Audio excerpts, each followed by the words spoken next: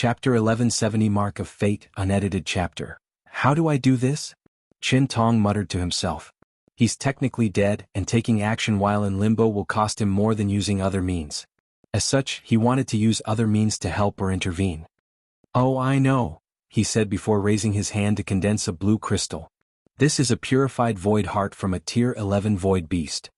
Such a thing exists? Wang Ju asked instinctively. Not in the lower dimension, but higher-level void beasts exist, Qin Tong calmly explained. Back to the topic. Fuse this heart with your world tree, and it should be more than enough to seal and teleport the abyss gap. Thank you very much, Wang Ju swiftly said, bowing deeply once the crystal was in her palm. She now had hope with this thing. Nothing was more important than that. One more thing, Qin Tong added before she left. You should be aware that you're in terrible shape and won't survive long? I am, she replied calmly. Since I'm already being nice, why don't I go all out? I don't mind healing your injuries. And what do you want in exchange? You said your master loves you enough to fight Grandao itself? All I want is a promise from you that our debt is cleared from now on. I'm sorry. Are you still worried about him paying for your actions? You should understand that if he wishes to save you in your current state, he will have to pay a steep price, and even then there is a chance he will fail. Are you really prepared to separate from him? No, that's not it. Qin Tong frowned, thinking she was just being stubborn. However, he saw the clarity in her eyes and something dawned on him. I see. I'll help you one last time, but you owe me a small favor, and I mean you, not your master. Wang Ju opened her eyes, sensing the blue crystal in her cracked sea of consciousness. She no longer hesitated, summoned the world tree holding the heavenly court, and fused the crystal. The towering grew in size until it was as big as the best heavenward worlds before stopping, and Wang Ju used all its power to seal the abyss gap. The creature in the abyss did not like this new change and roared even louder. It tried something for him, but this time around it was useless, and not just because of the tree's power. Wang Ju predicted he would not so easily accept defeat, so she summoned the Qi luck of the entire Heavenly Emperor era to complete the final seal. Once the gate closed, Wang Ju did not waste time and used one of the branches of this new world tree to open a channel directly to Samsara, sending it to the afterlife. She ensured it was another branch not connected to Li Jun. Damn it, she heard a voice roaring, followed by a deep and scary gaze. The gaze felt even scarier than Qin Tong, but Wang Ju was prepared for this. However, to her surprise, the gaze slowly faded. She was confused, thinking maybe Li Jun did anything. But after checking, he was only observing the situation from his throne. Wang Ju's body suddenly trembled, followed by her complexion became paler than paper, and her aura drastically decreased. She almost failed from the void, that's how weak she was. Are you all right? Someone appeared next to her, holding her body. Sect madam? I'm fine. Here, take these pills. It's all right. You need to hold on until Wire returns so he can heal you, Yu Yan persuaded. I'm fine really, she said, but still took the pills to reassure her. Yu Yan looked at her before glancing at the situation. She sighed, I never expected things to become so out of control. Indeed. Void battlefield. Wang Wei was in a precarious situation. He managed to contain the explosion from the Nether Monarch sword with strength from his future self. He condensed and dealt with all the dead and Yin Qi to prevent them from turning the lower dimension into a ghost world. He even went as far as dealing with the situation as swiftly as possible by suppressing his desire to preserve the sword.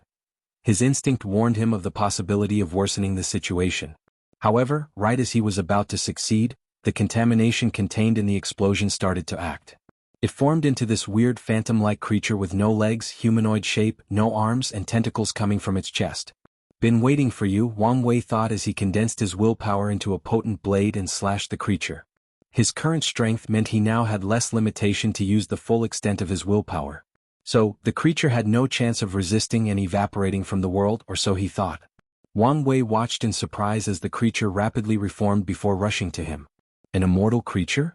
He immediately tried to seal it, but this creature soon proved extremely proficient in dealing with sealing Dao. Unless his wife was here, there was no way to seal this creature as fast as he wished to. The next step would be to deal with him how I killed Yi Lianxiang, he thought as he found the creature's connection to his master. However, he did not find the connection no matter how much he pushed his karma Dao. This thing was created purposely to deal with me, he immediately concluded. The abyss gap must have been preparing for this escape for a while, and that thing even took him into account to ensure success. If that's the case, the creature's purpose is to buy time. So, how do you break this game? Wang Ju? Wang Wei sensed something and was forced to redirect his focus. He opened his mouth to spit a drop of bright red blood that condensed into a talisman. He attached a piece of spiritual particle to hit before sending it away. However, his slight distraction almost made him lose control of all the explosion energy he was still containing. If I want to deal with this creature as fast as possible, I need to use a tactic I've never used before. He immediately condensed a clone that opened countless breaches from the source chi space. Then, with his force control skill, he controlled these chi like he was a veteran insurgent immortal sovereign, placing layers upon layers of chi seals around the creature. As expected, this tactic worked. The Abyss Gap's owner might have developed its ability to deal with seals after spending so much time in the Abyss and passing that knowledge to this creature, but it was obvious that he was not as competent when it came to dealing with energy seals. Additionally, Wang Wei's main body did not stop destroying this creature with his willpower to prevent it from analyzing the seal. Done, Wang Wei said as the last chi seals completely rendered the creature useless. However, his danger senses suddenly went overdrive, so he instinctively gathered all his powers into the explosion before sending the thing into the source chi space. However, the danger did not stop since it originated from the sealed creature. A symbol ignored all his seals and rushed toward him. Another fucking mark? Do you want me to become the vessel for your master? Wang Wei thought with an ugly expression. Why the fuck do these outer worlders like marking people so much? He clapped his hand, and the river of time manifested behind him briefly before turning into a mote of light that entered his hands. Wang Wei raised his right hand, which now contained a symbol of its own. The symbol rushed toward the upcoming attack, overwhelming it in an instant. After all, this mark of fate was condensed from the power of the river of fate itself. I just had an idea. Wouldn't fate be interested in turning an outer god's servant or creature into its puppet? He muttered with a sneer. Since you people like to mark people so much, let's see how much you like it being done to you. He controlled the mark to enter the sealed creature's body and heard it roar in defiance. However, it was pointless as this was a great opportunity. The river of fate does not like uncontrollable things, and these foreign creatures were one of those things outside its parameters. But now, with this mark, it had a chance to analyze these invaders better and maybe take a closer step at dealing with their masters. As such, no matter what this creature did, it was pointless as the mark embedded in its very existence rapidly corroded it on a fundamental level. Wang Wei watched this with bated breath, and right as the thing was about to succeed, another power began to resist. Sadly, the creature suddenly disappeared and he could not tell the final outcome between Fate and Thulu. If you find any errors, ads pop up, ads redirect, broken links, non-standard content, etc. Please let us know reports so we can fix it as soon as possible. Chapter 1171 I dubbed the Wang Wei shook his head, slightly disappointed he could not see the final result. The good news is he has a way to deal with these outer gods, given how excited the river of fate seemed to be due to his decision. Something told him this would not be the last time he would have to deal with these things, and now he at least had a way to confront their weirdness. He teleported away to the Abyss Gap and immediately saw everything was finished. His eyes and connection with Wang Ju allowed him to know what had just happened without anyone saying a word, including Qin Tong's intervention. It seems you did a better job than I anticipated, Wang Wei said with a smile which quickly faded. He saw how much of a terrible shape Wang Ju was. She should have dissipated long ago, but someone had helped her last long enough for his return. Don't worry, you'll fix you back to normal shortly. Before that, let's continue preserving your body and soul so that they don't collapse. No need, young master. What's the meaning of this? Wang Ju was quiet. You want to take a page from the sleeper's book? Wasn't this the plan all along? Yes, but you were supposed to leave after others had established a foundation, Wang Wei rebutted. I know you wish to protect me, but such a mission requires someone of my skill to have a chance of success, Wang Ju stated. Now is the perfect opportunity to get things into motion. It was now Wang Wei's turn to be quiet. Very well. A golden crown condensed above his head, signaling his status as the Heavenly Emperor. A second black crown appeared, showing his status as the Earth Emperor. Wang Wei then looked at the sky. Can you give me my position in advance? A light descended from the heavens to condense into a white crown, representing his status as the human emperor for saving the world. Although many people performed excellently in this catastrophe, especially Wang Ju, it did not change the fact that she and the others mostly used Wang Wei's powers, items, or creations. The 3 crowns fused together into a golden robe attire with black and white dragons and other auspicious symbols and a crown that perfectly fit Wang Wei's body. In my name as the Sage Emperor, I will grant you the title and blessing of the Shadow Heavenly Emperor. May your reincarnation be peaceful and full of blessing. A golden light rushed out of Wang Zhe's soul, healing a lot of the previously damaged areas. However, the more important thing was her rapid increase in talent. A translucent dragon slightly smaller than the world tree in the distance descended from the void and entered her body, signaling her newfound chi, luck and great destiny. Lastly, purple merit descended from the heavens. In this catastrophe, Wang Zhu was the second greatest contributor and deserves all the merits. Thank you, Your Majesty, Wang Zhu bowed. I have many words to say to you, but I think it's best to leave them for our reunion, Wang Wei sighed. Wang Zhu had been with his maid before he even started cultivating. Now they were about to part ways for who knows how many yuan epochs. Young master, please take care of yourself, Wang Zhu said, unsuccessfully trying to prevent the tears from dripping from her eyes. Wang Wei also felt teary, but he controlled himself. He waved his hand to preserve her inner world for her successor. Come, I will escort you to your reincarnation, Wang Wei declared as he opened a portal and led Wang Zhu inside. The two floated above a yellow river with countless souls traversing through a bridge. A few souls even fell into the river, but Wang Wei ignored this. I request a meeting with a Yama king, Wang Wei said in a soft yet powerful voice. What do you want? Asked an obviously annoyed voice. Normally they would not care about this brat, even if he was the Earth Emperor. However, his new position as the Sage Emperor did give him the right to request a direct meeting with a Yama king. Wang Wei did not care about the fact this person was showing disrespect by not showing up. That's what happens when he's the Sage Emperor, without the power. Had he acquired that position in the upper dimension, all the Yama kings in charge of the eternal Ascension world Samsara would have shown up before him. I want to take on her sins, Wang Wei stated. They have been offset by her merit, said the voice. Is that so? Wang Wei had an inkling since no one did anything to Wang Zhu, but he wanted to make sure. Is that all? The voice asked. I want to use my authority to request that she is reincarnated in another chaos world. You have that authority, but you're only a minor Sage Emperor, so you must pay for your request. How much? 20% of the merit gained after establishing the Samsara court. 20% of the merit right after the court is established, or 20% of all the merit I acquire during my reign? The latter. What if I want a few more people to reincarnate with her? Depending on the number, that would be an additional 5 to 10%. It's not a bad deal, Wang Wei thought. With his current strength, he will have to rely heavily on pure luck if he wishes for any of his Fate Shadow Guard members to reincarnate in other Chaos worlds successfully. Fine, I'll pay for it. Wang Wei knew this was an excellent deal and accepted it. As you wish. The presence of the voice disappeared. Wang Wei focused on Wang Zhu. Let me see your weapon. She handed her 2 black daggers, and Wang Wei fused a small gray orb into the weapon before storing the weapon in her soul. Reincarnating with a weapon to protect you should make the process slightly easier, especially since I've stored some of my strength in it. Young master. No need for sadness, as this is only a temporary parting, Wang Wei said before showing a brilliant smile. I cannot wait to see what you turn into in your new life. I won't disappoint you. Without the limitations of talents and the blessing of luck and destiny, Wang Zhu was confident she would succeed in her mission to establish the Fate Shadow Guard in other Chaos worlds and, eventually, throughout the Chaos universe. Any last words or regrets? Wang Wei asked.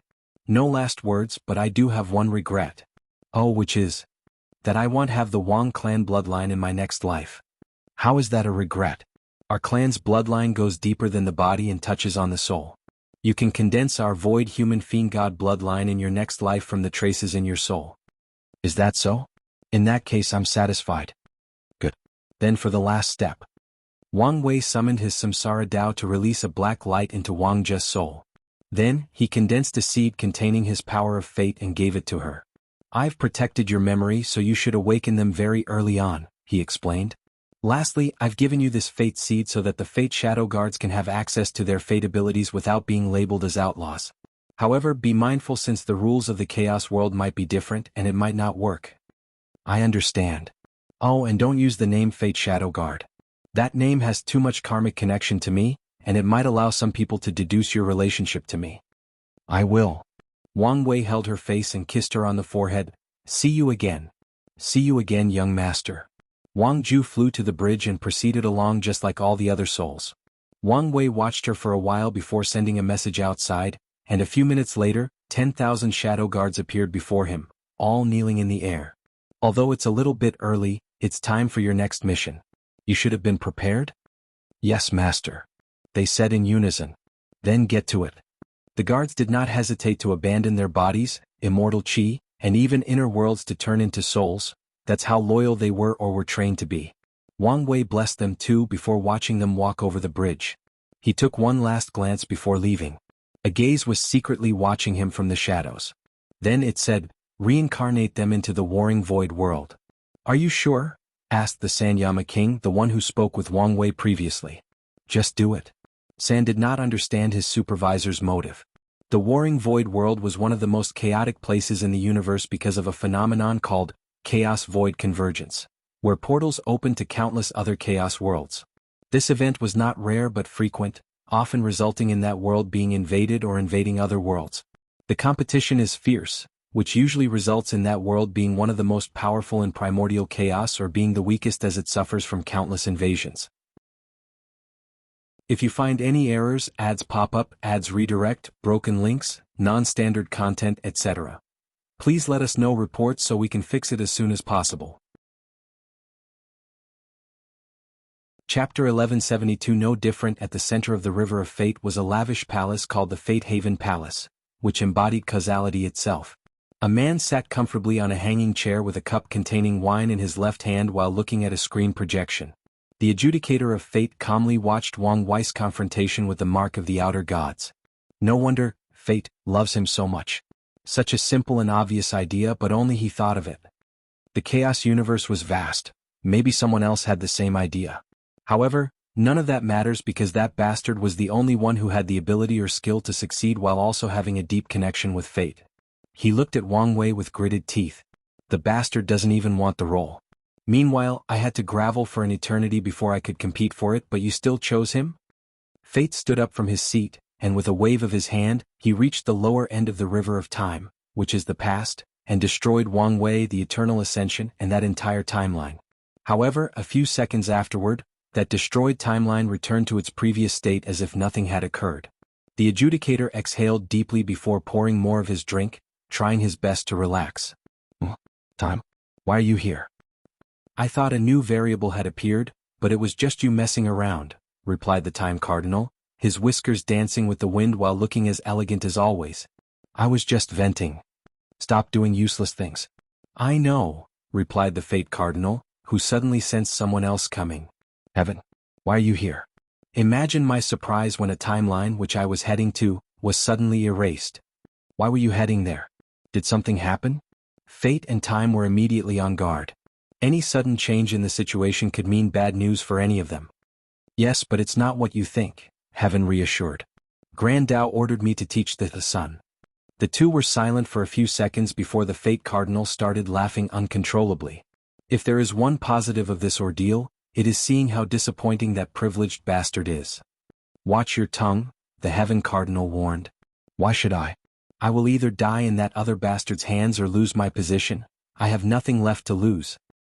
You should still have some decorum, Heaven warned. No matter what, the sun is destined to become the council's leader and our boss. If he survives, Fate sneered. From a linear understanding of time, the son of Grand Tao is a recent chess move of Grand Tao to change the past and affect the upper branch of the River of Time, which is where the real battle is occurring. As such, his fate is still undetermined and full of endless possibilities. However, the fact that Grand Tao tasked Heaven to become the latter's teacher proves that things are not going well, and the sun needs a little extra help. You're being unfair, the Time Cardinal added. By all accounts, the sun is extremely talented, even better than the best of us when we were mortals. Sadly, he's an embarrassment compared to him, Fate finished, not taking his comrade's warning to heart. In fact, we all know that Heavenly Book is the best candidate for that position.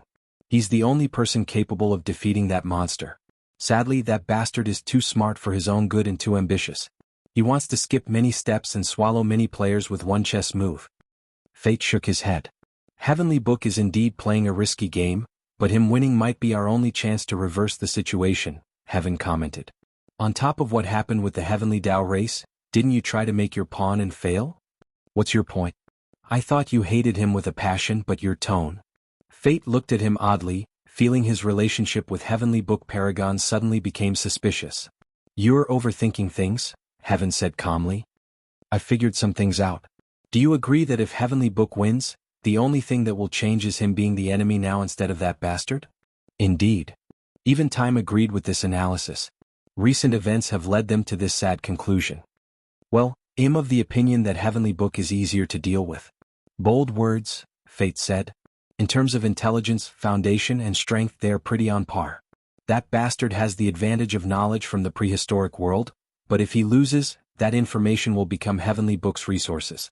Heavenly Book has two disadvantages that will make it easier to deal with, Heaven boldly proclaimed. Firstly, Book has servants and subordinates, while he has allies, family, and like-minded individuals.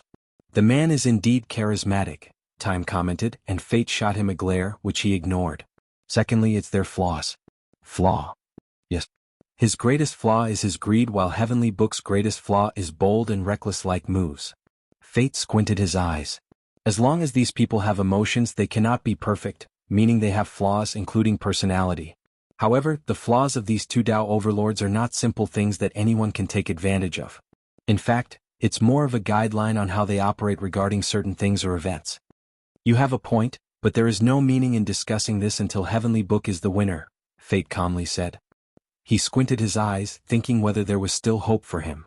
He had no problem dealing with the Heavenly Book since the latter would not be interested in his job due to different Tao. However, it's odd how Heaven is advocating for Heavenly Book when he's the one that would be in trouble if the latter became the new player. Fate truly wanted to know what that shining bastard was scheming. By the way, Heaven, are you going to be all right? Time asked. What do you mean? Can you promise that, son, to perform better after your teaching? And if not, are you prepared to be punished by Grand Tao? Heaven was immediately silent. This problem was the current dilemma he was facing. Normally speaking, someone of his level, training anyone, should be guaranteed to be amongst the best in the entire Chaos universe. However, he was uncertain about this assignment. How about we all come up with a training plan? He suggested. No thanks, Fate immediately replied. I'm already in trouble as it is. I don't need Grand Tao to remember and risk him accelerating the time of my punishment. But you could also benefit if we succeed. The benefits are not worth the risks. Fate was adamant about his decision, so Heaven shook his head. What about you? I have no interest in any kind of training plan, but if you need something from me, feel free to ask and I will do my best. I guess that's better than nothing, Heaven sighed. Well, I'm leaving. Chaos is coming. The Judge of Chaos manifested her presence, with her beautiful purple skin glistening without any sun or light. Did you find the Fate Stealer's new hideout? No. I thought you said you knew for certain where they were? Fate asked. I said I had a great idea where they might be, but I was wrong, she corrected. So, what place was such a great idea? The Sea of End. That was indeed a good guess, Time nodded before sighing deeply. Are you lamenting how useless we are? Fate asked before laughing out loud. If you look at his life, we are no different than the 7 parasites. Good enough challengers but not enough to be truly worthy or memorable adversaries. Shut up, said Chaos in a raised voice. Feeling humiliated because it's true? Fate sneered. And don't tell me what to do in my own home. Any news from the others? Time asked, trying to redirect the conversation and preventing these two from getting into a direct confrontation. Last time I checked, Source checked every corner of her domain but found nothing. Meanwhile, Samsara doesn't look like she's too focused on the search. Did she find a new pawn? I don't know. She's always been hard to read, Chaos shrugged. Samsara is the one who takes her job the most seriously, which has allowed her to remain a little more elusive. So far, they don't know whether she's truly passionate about her position or if it was just another ploy. Heaven, have you calculated anything? Time asked. If I had, don't you think I would have said something? Unless you want to take all the credits, Fate sneered. And face him and the Fate Stealers alone? Do you think I'm as stupid and arrogant as you? Bastard. I don't have time for this, Chaos declared before disappearing. Now that she had notified the majority of her results, there was no need to remain here. Time shook his cat's head before also leaving. Chaos, wait. Heaven wanted to know whether she was interested in the training plan. Although he knew the chances were slim, he still wanted to try. As for that bastard fate, it can be dealt with later. If you find any errors, ads pop up, ads redirect, broken links, non-standard content, etc., please let us know reports so we can fix it as soon as possible. Chapter 1173 New Enemy? Limbo. The human emperor opened its eyes as he sensed something. He wanted to descend to the lower dimension through a projection but remembered Heavenly Daos blockade. Yingjing frowned. This time he really could not postpone checking what was happening since his senses told him something important had occurred. I can either ask Maitreya for a favor or... He summoned a jade pendant shaped like a butterfly with cracks scattered on its body, which ruined its beauty and preciousness. Yingjing squinted at the butterfly jade pendant. At this stage there is no point in being too suspicious. He activated its power, instantly allowing him to see what was happening in the lower dimension. His eyes focused on Wang Wei. A minor three-realm emperor? He muttered, not hiding his surprise. He could barely accept someone becoming a lesser three-realm emperor, meaning they've acquired the three karmic position in one heavenward world. But now, he sees someone who has succeeded in getting acceptance or a position from the entire lower dimension. If I can get it from him, my plan will have a higher chance of success, Yingjing muttered. His original plan was long and convoluted. Luck was on his side, and he successfully transformed his lesser human emperor into a true human emperor during the devil race's catastrophe. The next step was the others, but none of them were easy to acquire, especially in the primary source chaos worlds. He once tried the Earth Emperor test before ascending to the upper dimension, but the Yama King told him his mind was as complicated as those of Tao overlords. Thus he was disqualified. No matter what Yingjing tried, the latter refused and did not even allow him to take the test. He had no choice but to change the plan. His divination told him the Myriad Emperor world was the place that would allow him to achieve his goal, and one day in the future an opportunity to acquire the lesser Heavenly Emperor position would appear. Yingjing immediately left preparations using the Human Destiny Sword to ensure one of his pawns was the one who received the positions. The plan was to take this lesser position and cultivate it into a minor position in the upper dimension, which was easier than stated, given how vast the Eternal Ascension world was and his current strength, status and resources available. As long as he had the seed for the lesser position, the next evolution was not a problem. The real problem was to transform it into higher levels. According to his plan, Yingjing would travel to another ordinary source chaos world to cultivate the seed of the position from minor into the greater Heavenly Emperor positions by scheming against the world or overpowering true Heavenly Tao if necessary. The last step is to return to the Eternal Ascension world or any primary source chaos world for the final evolution into the position of the true Heavenly Emperor. Yingjing did not plan for the final step yet, but his divination indicated that this world contained his chance to take one step into transcendence. The greatest trouble to his plan was the Earth Emperor's position. The Yama Kings did not like him, and he was not confident in secretly scheming against them, as one wrong move could ruin everything and force him to waste millions of yuan epochs of patience and plotting. Yingjing then chose a pawn to be the face of the Earth Emperor plan. His approach was to create a fake Earth Emperor or specifically, a fake Yama King. He combined his understanding of fortune dynasties to create a fake or independent samsara court. The ruler of the dynasty would also be the ruler of the citizens' afterlife or reincarnation. In other words, the ruler would be a Yama King, the ministers would be the nether servants, and the citizens would be the souls that would be reincarnated. Technically speaking, all the citizens in such a dynasty would be immortal as they would just reincarnate as someone else in the dynasty after death. Yingjing's plan for this fake Samara court or Samsara dynasty was to either force the Yama King to acknowledge his status once it grew to a sufficient size or use it to substitute for the Earth Emperor position. In the worst-case scenario, he would use all the powers of the Qinseng court to swallow a portion of Samsara and forcefully take the position. However, he needed a test subject to test whether this approach was feasible. Yingjing tried many people and refined the technique and plan for countless years before he was ready for the last trial. The Second Origin War allowed him to cover his tracks while also having the opportunity to gather more information and tests from other worlds. Right as his plan was entering the last testing stage, the ultimate taboo appeared. Yingjing debated whether he needed to participate. While everyone was excited because an opportunity for transcendence was before them, he technically already had a method/idea. As such, there was no need for him to take the risk, especially when even the short disappearance of these people could be used to his advantage. Ultimately, Yingjing chose to attend for one reason: he could not trust Hongjun. His first and second reincarnations, the idea, and the butterfly jade pendant that allowed him to divine the best future for him all originated from Hongjun, making Ying Zheng suspicious. Ever since he was a mortal ruler, he never fully trusted anyone, let alone someone as powerful as Hongjun. So, with the idea that whatever methods he found in the ultimate taboo could be used as a backhand in case Hongjun was scheming against him, Ying Zheng took the risk and ended up in the same situation as everyone else. His luck in the event was terrible. He resisted the urge to find a true method of transcendence and sought a flawed method. After all, such a thing would actually be very useful to him once he tried to become a true three-realm emperor. Unfortunately, he died in the process of trying, leaving the event with nothing to show for. Luckily, such a blow was nothing to his psyche or Dao's heart. One of his flaws might be his over-suspicions, but he makes up for it with his unparalleled patience. If I get the position from him, I don't have to waste any more effort on Shu Ren or have to think about the Heavenly Emperor position. I only need to cultivate this minor three-realm emperor position into a greater one in another source chaos world before attempting to become a true emperor. And that might be easier than anticipated in the current situation, Ying Zheng thought with shining eyes.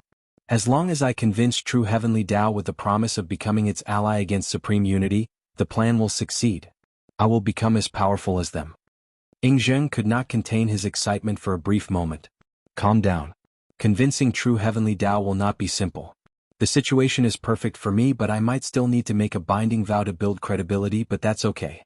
As long as I can deal with Supreme Unity, I'll gain my freedom and preserve all my strength. With him, Heavenly Tao, and Maitreya, Supreme Unity should have no choice. Ying Zheng swiftly calmed down as he focused on Wang Wei. He squinted his eyes before becoming somber. This kid is related to the Tao opening sect? It's not a good idea to get into these bastards' bad sides. The only faction more powerful than the Tao opening sect is the Myriad Sect Alliance, but in a direct confrontation, it's hard to say who would win because the Tao opening sect is one sect and thus united, while the Alliance, not so much. The Qin Saint Court is among the 13 overlords, but its strength is in the middle and does not have the ability to confront the Tao opening sect, unless it finds other allies. Well, it just got more complicated, Ying Zheng muttered as he detected Wang Wei's strong karmic connection with Wu Hong. That woman's rise was legendary as she became the youngest primal paragon in the eternal Ascension world's history. What? He's reincarnated from the prehistoric world? Ying Zheng's face twisted after deducing this truth. His body released a terrifying killing intent before suppressing it. Is he a pawn Hongjun sent to deal with me? He did not know the truth, but his suspicious mind could not help but think of the worst possible situation or outcome. Do I have to kill this bastard? Ying Zheng started weighing the pros and cons of this decision more seriously. Killing him would have severe consequences, which made him hesitate before, but this new information complicates things and even makes the risk worth it. If you find any errors, ads pop up, ads redirect, broken links, non-standard content, etc. Please let us know reports so we can fix it as soon as possible. Chapter 1174 Coded Message read Mist Forbidden Land. Heavenly Book opened his eyes.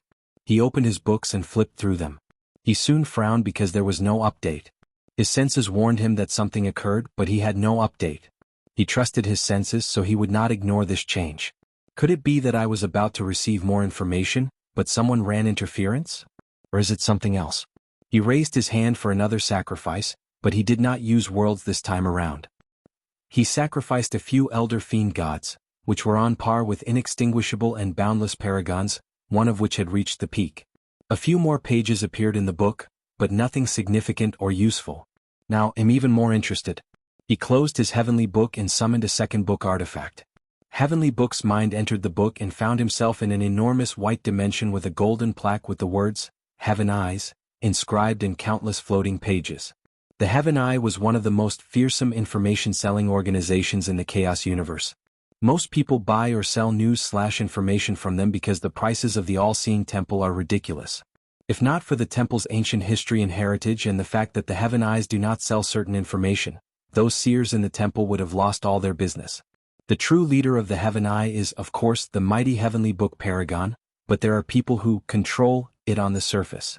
Heavenly Book looked at the floating pages and took one that was glowing, which indicated that this news was new and important. The Flame Emperor had a meeting with the Venerable Pill Sage? Does he want to challenge him again or is something else at play? Heavenly Book remembered the analysis the Heaven Eye had about the Flame Emperor.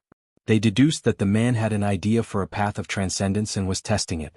Heavenly Book waved his hand, and countless more pages containing information about the Flame Emperor were gathered into a booklet. A transcendent pill? A path of sublimating skills? Interesting.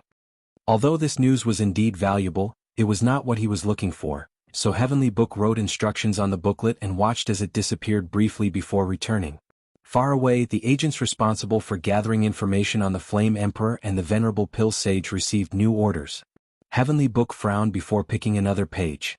This information was from the few agents in the Eternal Ascension world. The news was old and only said, the two suns disappeared. The Heaven Eyes were almost everywhere, but their powers were weak in certain worlds and completely inactive in worlds with half-step transcendent. In fact, these agents were there to die at the hands of these transcendences so Heavenly Book could try to gather information from the process. I assume if something occurred it would have been there, he thought. Should I take the risk and activate one of the agents? As he was calculating the risks, a new page suddenly appeared in the room, and it glowed bright red, indicating the highest level of news and also an emergency. Heavenly Book immediately read the note and his pupils shrink. The page said, all agents in Sector 345 died all at once and suddenly. This news was outrageous. The Chaos Universe was too vast, so Heavenly Book knew it was impossible for him to spread to every corner. So, he made a list of the top 1 million Chaos worlds based on their history and overall influence in the universe, divided them into sectors with as little as 1,000 Chaos worlds, and spread his Heaven Eye. Sector 345 contained 5,000 Chaos worlds and a little over 10 trillion agents. Yet they all died instantly and at the same time. Such power is not something any Paragon could do. A half-step transcendent? Are they that powerful? Or was it someone even more powerful? Heavenly Book squinted his eyes. More importantly, why Sector 345? Wait, wasn't it one of the worlds in that sector where the Grand Tao Sun is located? Heavenly Book caught a hint of inspiration. Is Grand Tao intervening because I was about to steal his fortunate encounter? No, it wouldn't interfere with such a thing. Plus, as brilliant as it is, it would obviously hide the best fortunate encounters from my books. So, someone else intervenes, probably one of its pawns, the Cardinals. His eyes shone brightly. But why intervene? The Cardinals would not move unless ordered to or it was beneficial to them. They would not dare mess or even approach the son of Grand Tao, unless ordered. A large piece of the puzzle finally fit together. Grand Tao would never place all its eggs in one basket, especially if that basket is me. In its eyes, the real enemy prepared for Wang Wei is its chosen son, and him just an appetizer. However, the fact it would choose one of the Cardinals to either train or protect its son is further proof of Wang Wei's capabilities. Heavenly Book once again raises Wang Wei's danger level in his mind. The question now is which Cardinal came? And why did it kill my man? Was it just a threat? He had spent years searching for news about them so he knew their names or titles, their appearances, and a few anecdotes of when they actually interfered in the Chaos Universe. The information was barely enough to create a character profile. However, he did deduce one crucial piece of information: their desires.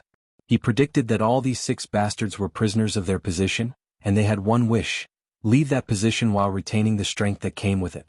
Heavenly Book was in deep thought, pondering which cardinal might have intervened. If it's for protection, heaven, fate, and chaos might be the best. Heaven should provide protection to that lucky bastard in any place with a heavenly Tao. Fate could see the danger in advance, and chaos can also provide protection in primordial chaos. By that way of thinking, the others are also useful since time can also see the danger coming, and samsara can just prevent his death.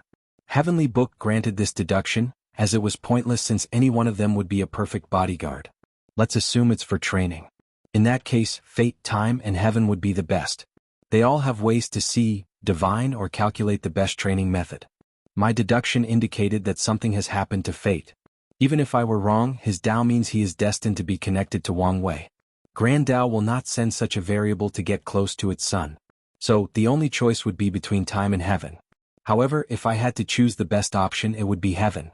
He would know the best training methods while also controlling luck and misfortune, which is a good training method. On top of everything else, his Tao is the most versatile, allowing for the utilization of different methods. Heavenly Book's mind was racing. As he was deep in his analysis, another glowing paper appeared and he swiftly read it.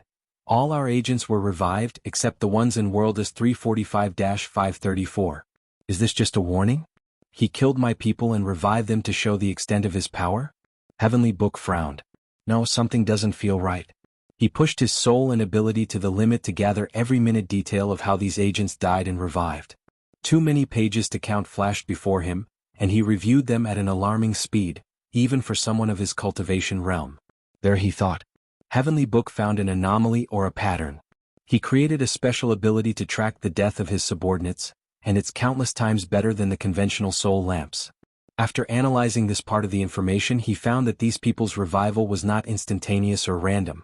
They were revived at a very specific time, and even though the difference between the revivals was infinitesimally small, we're talking about differences smaller than attoseconds, he noticed. Is this a secret code? Does the Cardinal wish to communicate with me but don't want to alert its peers? I see. To any observers, it looked like the Cardinal was sending him a warning, but in fact it was a coded message. Interesting. Heavenly Book focused on the code and began deducing. He quickly realized he only found one part of the code. The exact moment the souls of these 10 trillion agents returned to their bodies, the small difference in the time that they opened their eyes, and even the rhythm of the first breath they took, these were all part of this coded message. Such an exquisite code, that's definitely heaven's work, Heavenly Book summarized while chuckling. I thought he despised me after what happened. I guess anything for freedom and power, right? He focused on deciphering the code and seeing whether it was worth all this effort. If you find any errors, ads pop up, ads redirect, broken links, non-standard content, etc. Please let us know reports so we can fix it as soon as possible. Chapter 1175 The Coronation Divine Seal Continent. Yanhai looked in the distance with a smile, surrounded by a small bamboo forest. She has always loved bamboo and found their presence soothing. However, the peaceful atmosphere was soon broken by someone teleporting beside her, but Yanhai's smile did not abate. What made you so happy? Wuhong asked. The kid added another memorialized luck to our sect. What did he do this time?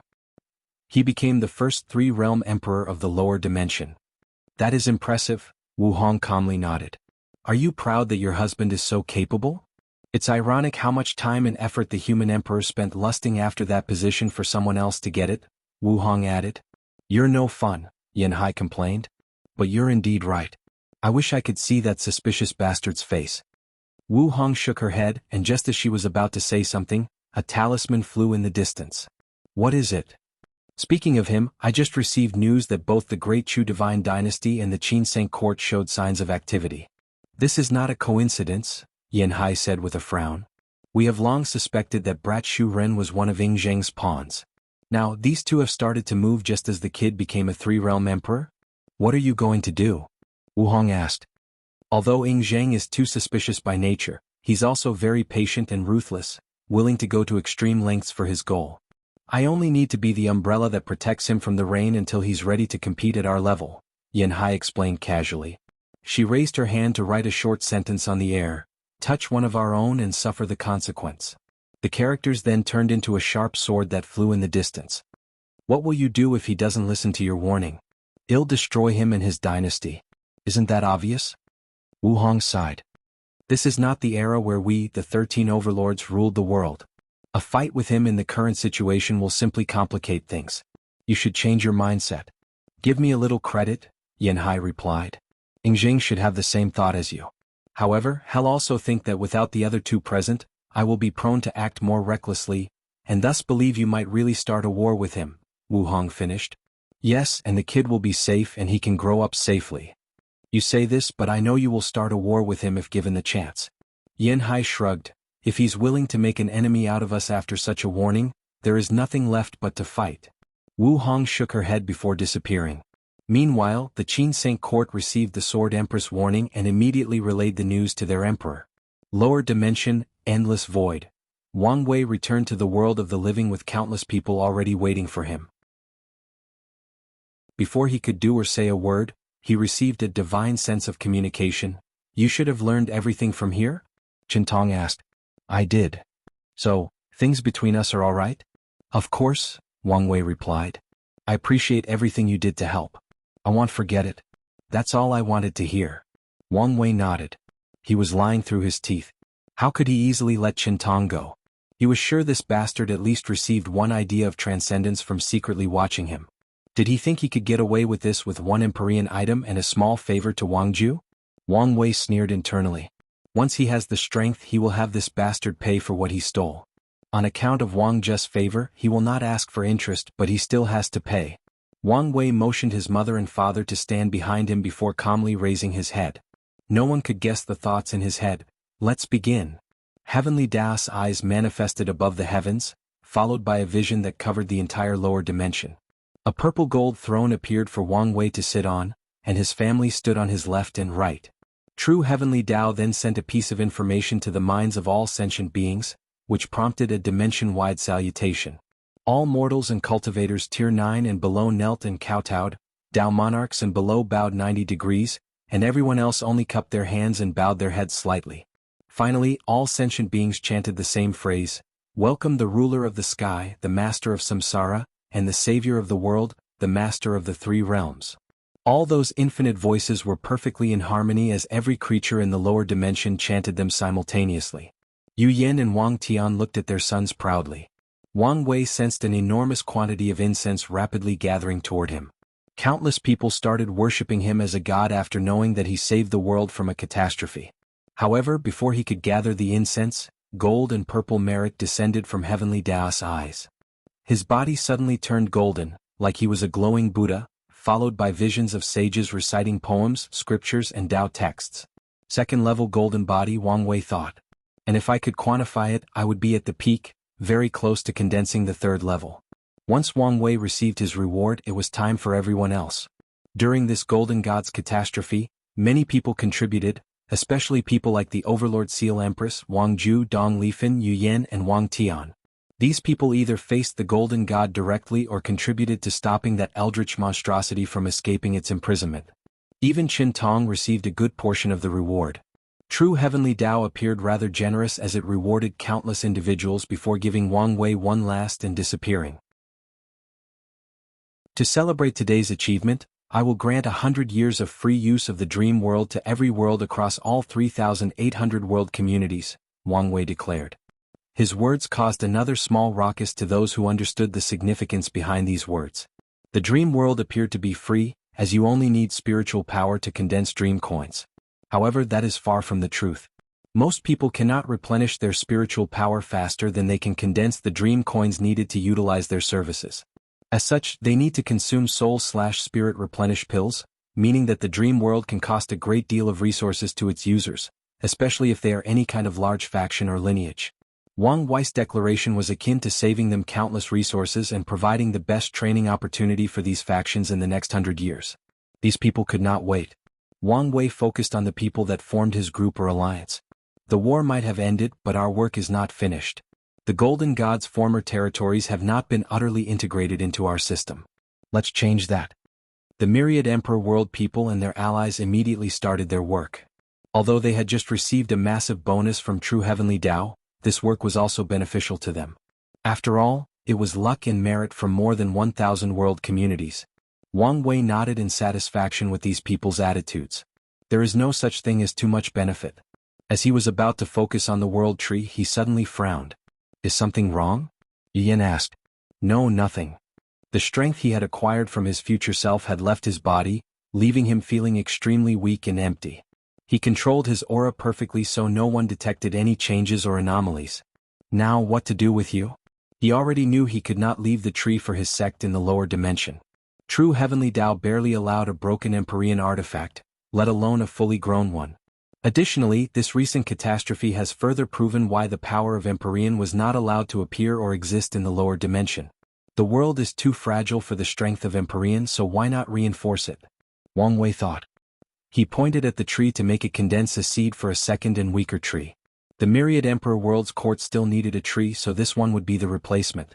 Under his control, the world tree teleported to the void battlefield and planted its root in the very fabric of space of that dimension, elevating its structural integrity to a higher level. Now, Wang Wei had finally created a void battlefield for the lower dimension, and it could easily contain a battle between Empyreans. The world tree then had more tree roots embedded in the endless void spatial foundation, also elevating it to a higher level. With this current level, even I can no longer destroy the lower dimension, Wang Wei observed. This is good news since true heavenly Tao should not rush me to ascend once my cultivation approaches tier 11. If you find any errors, ads pop up, ads redirect, broken links, non-standard content, etc., please let us know reports so we can fix it as soon as possible. Chapter 1176 The Aftermath. What other benefits will there be? Wang Wei thought. Now that the lower dimensional was no longer so fragile, could the overall power level increase? Maybe immortal sovereigns will no longer be as restricted? He checked for the answer by deducing the changes of heaven and earth. No changes? Just the world is harder to destroy? Wang Wei was slightly surprised by this news. He thought true heavenly Tao would be more lenient with tier 11 powers existing in the lower dimension from now on. Well, considering the lower dimension was a training area for elite emperors, it makes sense. Without eternal emperors being the absolute symbol of power in the endless void, the entire system might fall apart, Wang Wei concluded. He shook his head, deciding to be satisfied with the fact that the subtle aura of alienation from his strength had dispersed now that the world was stronger. He next focused on his new all-encompassing void battlefield. This thing was considered a new patent. However, it was not as useful as it appeared, especially once he left. Wang Wei could foresee these worlds purposely boycotting using his void battlefield and focusing on their own, unless absolutely necessary. The target of this invention should be geared toward the worlds without a void battlefield. However, before he ascends, such a thing will become very common, given how much ideas and resources will be shared between world communities. People will only use my battlefield when their world's battlefield is too weak to contain its user. If this were the past, such a thing might be rare, but in this new era where higher fold emperors will be more common, my void battlefield will not be as useless as I think, Wang Wei analyzed. Plus, it may not be a bad thing that it's not popular. I can use it to hide or do things in secret. Merit descended from the sky a second time to reward him for his invention and for increasing the spatial structural integrity of the lower dimension. Wang Wei glazed at the merit in his hand intently. I've almost accomplished my destiny as an era son, and everything I've done should help true heavenly Tao fight off supreme unity, even if it only makes a slight difference. No matter how small the change, Wang Wei was happy that he could delay supreme unity's path of completely controlling true heavenly Tao. It looked like Mithria and supreme unity's strengths are similar, but if you think logically, it's not true. Supreme unity does not have full control, meaning his strength has not reached its highest level. So, unless Mithria still has some unknown room for improvement, things look bad for her. Wang Wei calmly looked at the celebratory visions fading away and teleported home with his parents. Before returning to his throne room, he installed the new world tree to support the floating court. Son. Before Wang Tian finished his sentence, he watched in horror as his son started bleeding from all the orifices in his body, followed by his body turning as skinny as a mummy and his hair turning white like an old man. I knew there was no way for you to be perfectly fine, Yu Yan said. What are you doing? Quickly take some pills. I'm fine, Wang Wei said calmly. What do you mean you're fine? You're obviously not fine, Wang Tian added. No, I'm indeed fine. I thought the backlash would result in a Tao injury in which my existence is injured severely enough that I fall in strength, but it's not as bad as I thought. Is this one of the benefits of having a perfect foundation? Not bad. Are you sure you're all right? Maybe you should use merit to heal yourself, Yu Yan suggested. That would be a waste, Wang Wei shook his head. This injury was indeed severe, but that only meant it would take time to return to its peak. What about you guys? I'm all right. Your armor already started healing me as soon as I was injured. Wang Wei was not surprised since he created the thing himself with his spirit particles, meaning it was programmed or, in a better sense, it had the intelligence not to harm his family and even help them in time of need. Your mother took most of the backlash, so my foundation was unaffected. I should be fine in a while. As a mortal, it was easier for Wang Tian to heal, given his foundation was not broken. That's good to hear. The void in the room suddenly trembled and a projection appeared. I had a feeling this would happen, so I prepared those, Yan Liling said as she handed everyone in the room a bag. Oh, what are those? Wang Wei asked as he opened them like a kid who received a bag full of candy. Sadly, his terrifying appearance did not make his actions appear as cute as he wished them to. Yang blood pills for your body, Yin replenish pills for your soul, and Dao nourishing pills for the loss of essence. With these pills, you should return to your peak in less than 20 billion years. Wang Wei's eyes lit up. These were the top-of-the-line Emperor tier pills. He was worried that the ones Elder Dan provided for him would not be useful, but this was no longer an issue. "You're underestimating me," he said. "I can heal my soul injuries with no issue, and with the healing boost of the golden body of merit, he'll be back in shape in less than 200 million years." Wang Wei smiled, his mummy-like body appearing even more demonic. He handed the soul-healing pills to his mother, and she accepted them without making a fuss, knowing her son's ability. "Did you send some to Dong Lifan?" "I did. Everyone who participated in the battle got a share." "Everyone?" Yu Yan asked. "Yes. The guardian after you will have big shoes to fill," Wang Wei commented. "Anyway, thank you. After I heal, he'll feed you until you're plump." Li Jun once said he likes plump girls. Although that's true, I never said that, so don't spread lies about me. "Oh. How are you here?" "My boss gave me a promotion and I can now send projections once in a while in the world of the living," Li Jun replied. "What does that sound fishy?" "I thought the same, but after research, it's indeed one of the Earth Emperor's rights, but it's usually granted to the ones with long or meritorious services. Apparently, stopping these people was considered meritorious enough for this right." "If you say so. Why are you staring?" "You look like shit," Li Jun replied. "Watch your words," Yu Yan warned. "Apologies," he instinctively said, making Wang Wei chuckle. "So what's next?" Li Jun asked, swiftly changing the topic. Wang Wei sighed. "It's almost time for me to leave." The atmosphere immediately became somber. "Why the frown?" Wang Wei said. "They'll see you guys next generation. Although I guess Heavenly Tao will reactivate the time acceleration, that should only be a few yuan epochs for me and over 10 million years for you guys. The only real parting is you guys." He glanced at Li Jun and Yen Liling.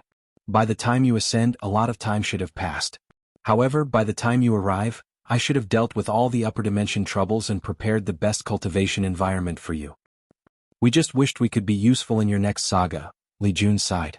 "Our cultivation journey will be long, and without you guys, I don't think I'll make it out intact while preserving my true self. So, there is no need to mind if you're not part of one event."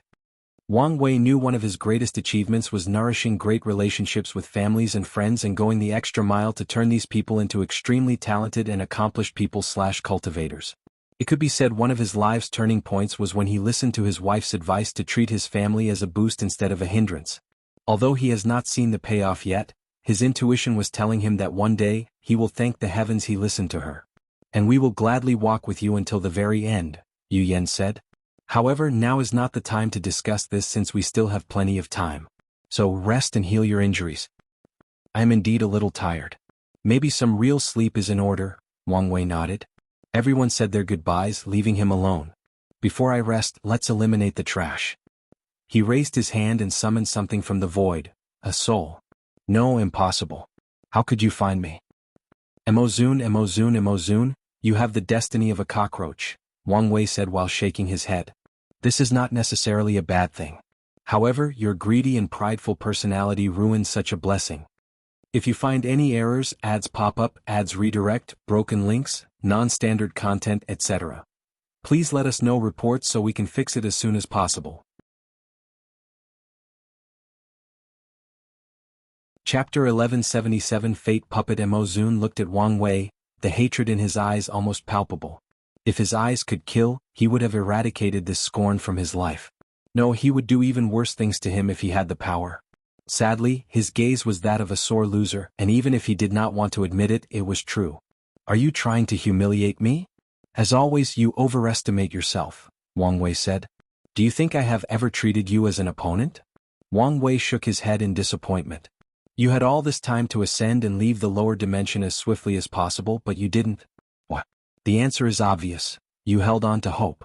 You hoped that something will happen to me or I will suffer great damage in my battle with the Abyss Gap.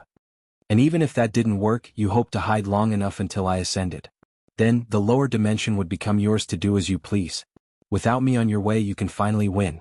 Wang Wei looked at him with pity. "Do you think someone who has to rely on luck and hope can be my opponent? This is what I mean by you're too arrogant and greedy." Wang Wei sighed. "What a waste. It would have been better had Mo Xingyun taken over your power instead. Although she's as greedy as you, she's way smarter as she knows when to retreat and does not have that pointless pride." "What do you want?" Mo Xun asked with gritted teeth. He had never felt so humiliated despite suffering countless failures since he proved the Tao. However, he controlled himself. As long as he was alive, there was hope, meaning he wouldn't give up until the very last minute. Nothing really, Wang Wei replied casually. I'll take what I want from you, I don't need your consent. I just wanted to put you in your place. What are you going to do with me? Mo Zun. An interesting fact about me is I've never made a puppet, at least not a genuine one with my Dao. It's odd since my physique was literally called the Fate Puppeteer physique. You wouldn't. Be glad that you will be my first Fate puppet. Don't do this, Mo Zun said swiftly. Kill me but don't humiliate me like this. He would rather die than be a puppet, so while saying these words he tried everything possible to blow his soul. Sadly he was completely sealed. Don't worry, it won't be painful or humiliating since it'll give you a new set of memories and personality, Wang Wei declared in a calm tone. His mummified body made his indifference even more terrifying. A projection of the river of fate materialized in the room before strings rushed into Mo Zun's soul. No, stop it. Wait, I know a secret that may help you. No, you don't. I do. It's a secret realm dash. Alright, don't be so pathetic and accept your fate, Wang Wei said. With your luck and destiny, any secret realm you've encountered before dying will be useless to me. One of the strings of fate sealed Mo Zun's speaking ability. Then, even more strings combined together to form a new body for him, truly reviving him. The strings then weaved new memories and personality for Mo Zun. For the last step, Wang Wei targeted the latter's Dao imprint, leaving his true will on it to wipe out the mark at the right moment. What an excellent work, Wang Wei thought, as this technique was the highest form of enslavement technique since it even affected the heaven-devouring emperor's existence. Additionally, using the river of fate as a conduit meant that if someone of higher cultivation tried to revert the process, the river would give Wang Wei a slight opportunity to eradicate the puppet. From now on, you don't have a name but an identity, the first General Hell Lord or the Hell Court. Your mission is to gather the backlash or misfortune of the Heavenly Emperor era and ensure it lasts as long as possible. Once the Hell Court is fully established and you have full control of it, choose a successor, fake your death, and use a secret identity to secretly control the court.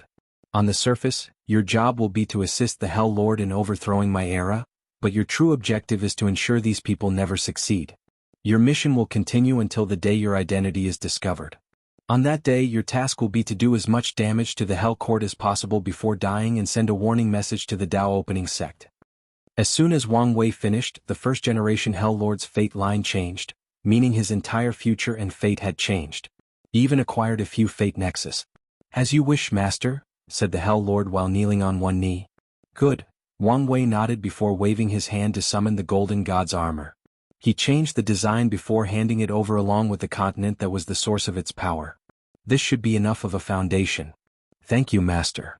Wang Wei ignored him before once again summoning something from the void, the heaven-devouring Emperor's secret vault.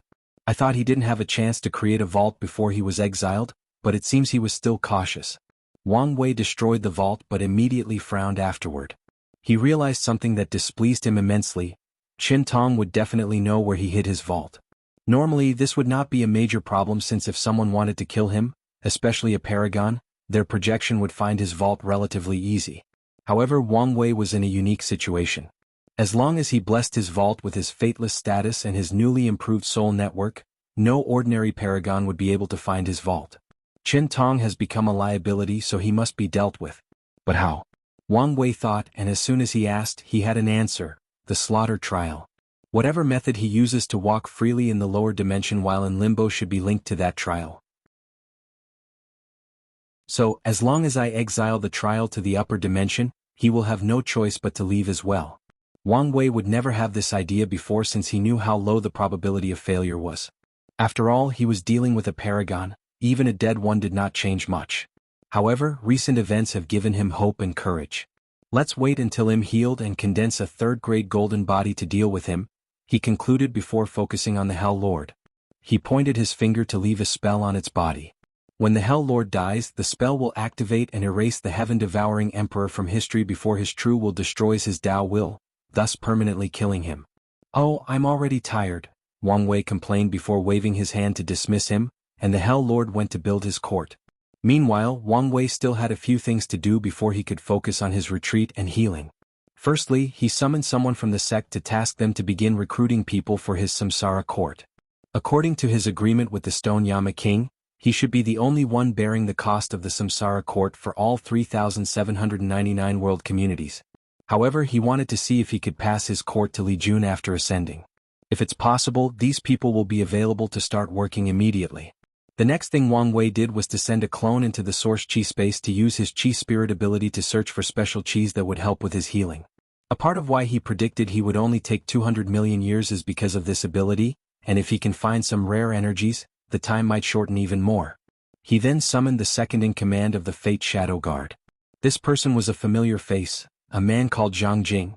He was the assassin with the innate space technique and a talentless sister that he doted on. He was now the leader since Wang Ju was gone. Wang Wei handed him Wang Zhe's inner world and the right to be his shadow. Of course, it did not mean he was chosen, but more like Wang Wei tasked him to test other members to see who was worthy. If Zhang Jing passes the test he left, he can absorb the inner world and link himself to him. After all these minor things were settled, Wang Wei focused on something more important, his spoil. After such a major battle as this, of course he will profit in other ways, he usually makes sure of that. However, his heart immediately felt painful after checking the final spoil. If you find any errors, ads pop up, ads redirect, broken links, non-standard content, etc. Please let us know reports so we can fix it as soon as possible. Chapter 1178 Loss Wang Wei checked his personal dimensional space, using his divine sense to look at all the bodies he stored. During his fight with Old Man Nether, and before the explosion destroyed everything, he saved a few bodies of those creation life forms to use as resources later. If that bastard didn't blow himself up, I would have access to hundreds of bodies, Wang Wei thought with gritted teeth. His heart pained every time he thought how much he had lost due to the bastard Old Man Nether's ruthlessness. Every time he thought about how much benefit he lost, he thought about reviving that bastard Old Man Nether and killing him again. There is no point in being angry, so let's calm down, Wang Wei thought before summoning a sealed sword. This creation life form should be a decent material to build my Empyrean artifact, but it's not enough to create an ultimate tier artifact. He put the weapon away before focusing on these bodies. The next problem is how to deal with these bodies. I doubt Elder Dan or Yen Liling can process these bodies. Maybe Liling can after using an illusory Empyrean Ascension pill, but she'll also need to create new Empyrean formulas. He frowned for less than 10 seconds before realizing this was not his problem. Yen Liling should be the one stressing about this. Anyway, she loves a challenge. He waved his hand to send the bodies for her to deal with. With a thought, 108 phantoms manifested before him. Anger flashed in his eyes as he looked at his future Buddha selves for the first time. His biggest loss in this fight was the 258 future selves. Many of his plans were calculated using the cultivation speed of the 356 selves, but now he had permanently lost 2/3 of it. And since they were sacrifices, even using merit will not restore them. On top of everything else, he wasted such a tactic as summoning strength from his future self on someone like Old Man Nether. From now on, once he's in a bind, Wang Wei knew Grand Dao would not allow the same tactic again. Old Man Nether is dead, but Cthulhu, don't let me get my hands on you. I promise you, you'll be the first cosmic horror to feel fear. Wang Wei exhaled to calm down. Now that he had suffered such a great loss, he needed a way to make up for the cultivation boost. This should be on the agenda. Wang Wei left the throne for his cultivation room and activated all the formation before swallowing Yen Liling's pills. Time passed and Wang Wei focused on healing. Normally, people would not bother him unless it was an emergency, but he did receive a communication talisman that indicated his presence was needed. Why did someone contact me? It's only been 1,500 years outside. He frowned while checking the talisman. Hong Miling wants to ascend? Wang Wei sent a projection to the throne room before summoning her. He guessed she wanted to see her master, but wasn't this a rush? There is no need to panic, Wang Wei reassured. After the war, our little contradictions are now water under the bridge. Hong Miling secretly sighed in relief. Although she wished for that to be the case, she did not want to have her hopes for and then to be wrong. What brings you here? I'm leaving, she announced. So soon? There is nothing left for me here, she replied. The lower dimension is united, the world is at peace, and the people are happy. It's time for people to start the next stage of my life. Plus, I want to see the master. I understand how you feel, but listen to me and don't leave yet, Wang Wei advised. I'm going to hold a Dao banquet and invite all the immortals of the lower dimension for a Dao discussion. Hong Miling's eyes immediately lit up. You should understand how much such an event will benefit your future cultivation. Hong Miling was immediately tempted. However, she also felt conflicted because the idea of seeing her master was exciting and something that held sentimental value to her. You've passed your master's test, so she will acknowledge your status, Wang Wei added. However, from what I know about her, she's very strict. She loves teaching and giving people fortunate encounters, but only the ones she deems worthy, and she has high standards. You'll probably be tested after ascending, and your result will determine how much status you have in your eyes. So, staying to improve your foundation is your best option. You may have a point, Hong Meiling nodded. Can you tell me more about her? Wang Wei sighed. I would love to, but I doubt I know as much as I think I do. I see. Hong Meiling understood the implications behind these words as they confirmed some of her theories about her master's relationship status and situation. The two talked briefly before Hong Meiling returned home. Wang Wei accessed the dream world and sent a server-wide announcement. Supreme Emperor Wang, I will be hosting a worldwide Dao banquet. There will be food, wine, and music unlike anything you've ever experienced in your life. All immortals are invited, so prepare your sermon beforehand to not embarrass yourself before me and your peers. The banquet date and location will be announced a month in advance. Wang Wei looked at this message and nodded in satisfaction. Normally, this kind of announcement is written by the Dream Worlds system, so they are in a cold and indifferent voice. However, he chose a written form similar to Weibo or Twitter. He even shamelessly gave himself the title of Supreme Emperor, since he found Three-Realm Emperor mouthful. This announcement should prevent or delay some people from leaving early, Wang Wei thought before disconnecting himself. His gaze scanned the endless void, focusing on all the Taoist lineages. It's unsettling, Wang Wei thought. Maitreya made her move with the Western Pure Bliss land, but Supreme Unity was quiet. He did not doubt for a second that the latter had no pawns in the lower dimension. As long as any Taoist lineages existed, Supreme Unity could use them, primarily their Qi luck, to intervene. Wang Wei even thought of eradicating Taoism before realizing it was pointless since someone like Feng Heng would survive or appear with the destiny to revive them. With Supreme Unity having semi-control over true heavenly Dao, the process would be accelerated compared to Maitreya or what Feng Heng went through. More importantly, he saw no point in antagonizing a half-step transcendent. Yes, they were enemies, but that differed from directly antagonizing the latter. However, his quietness bothers me, Wang Wei thought. Things have been proceeding smoothly, and the overall situation seems to be to their advantage. However, the more so that was, the more wary he became, and Supreme Unity's lack of action or presence screamed that something major was about to happen, that his next move would not be simple. My theory was they were preventing each other from interfering in the lower dimension because of fear of allying with Death Reverence or the Outer Gods. However, no one showed up when I eradicated the Death World, and Maitreya supported my side in eradicating that eldritch creature. So, why didn't Supreme Unity make a move? Could it be that he still has a bit of empathy remaining so he won't go as far as allying with outsiders? Wang Wei frowned before shaking his head as all signs showed this was unlikely. Supreme Unity's character profile indicated that he had lost his humanity, becoming a machine-like entity that would do everything and anything for power. His lack of actions could be for myriad reasons. That creature was not as valuable as I think it is for someone of his level. Cthulhu is one of the 13 taboos, so maybe there are consequences for allying with it. Supreme Unity used true heavenly Dao, a sub-branch of Grand Dao, to gain his strength. It's possible that he would be stripped of his power if he had any connection with an outer god. Another possibility is this was a calculated move. He gave up interfering now to not reveal his hand, and once he acts, it will truly be a severe blow. Wang Wei grunted. In conclusion, I am missing too much information to make any reasonable deduction. He shook his head as he put these thoughts behind him. He focused on Han Shun, the first monarch of the Great Jin dynasty, also known as the Human Emperor's new pawn after Song Jiaolong. Another person who showed no signs of making a move, Wang Wei thought. He expected some reactions from the Human Emperor after he gained the Three-Realm Emperor title. However, this is probably due to the current restriction of the lower dimension. I should be on guard against the Qin Saint Court after I ascend. He dispersed the projection before continuing his retreat. If you find any errors, ads pop up, ads redirect, broken links, non-standard content, etc., please let us know reports so we can fix it as soon as possible.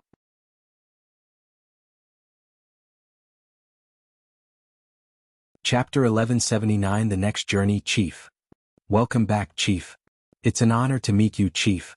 Ao Shun would nod to anyone who spoke to him, not showing any attitude or caring about hierarchy. He soon reached his main cultivation cave and dismissed everybody before brewing him some top-grade tea to relax. As he sipped, a soothing power rushed into his body and mind, soothing his nerves and worry. The expansion is basically finished, and I've gotten all the benefits possible, including forming strong allies for the demon race in case of an emergency. Aoshin thought. So what's next? He has created a golden era for the demon race. Although people could say he took the opportunity of a brilliant time for his rise, that does not diminish his accomplishments. If not careful, anyone else in his shoes would not be as successful as him and might even destroy the demon races.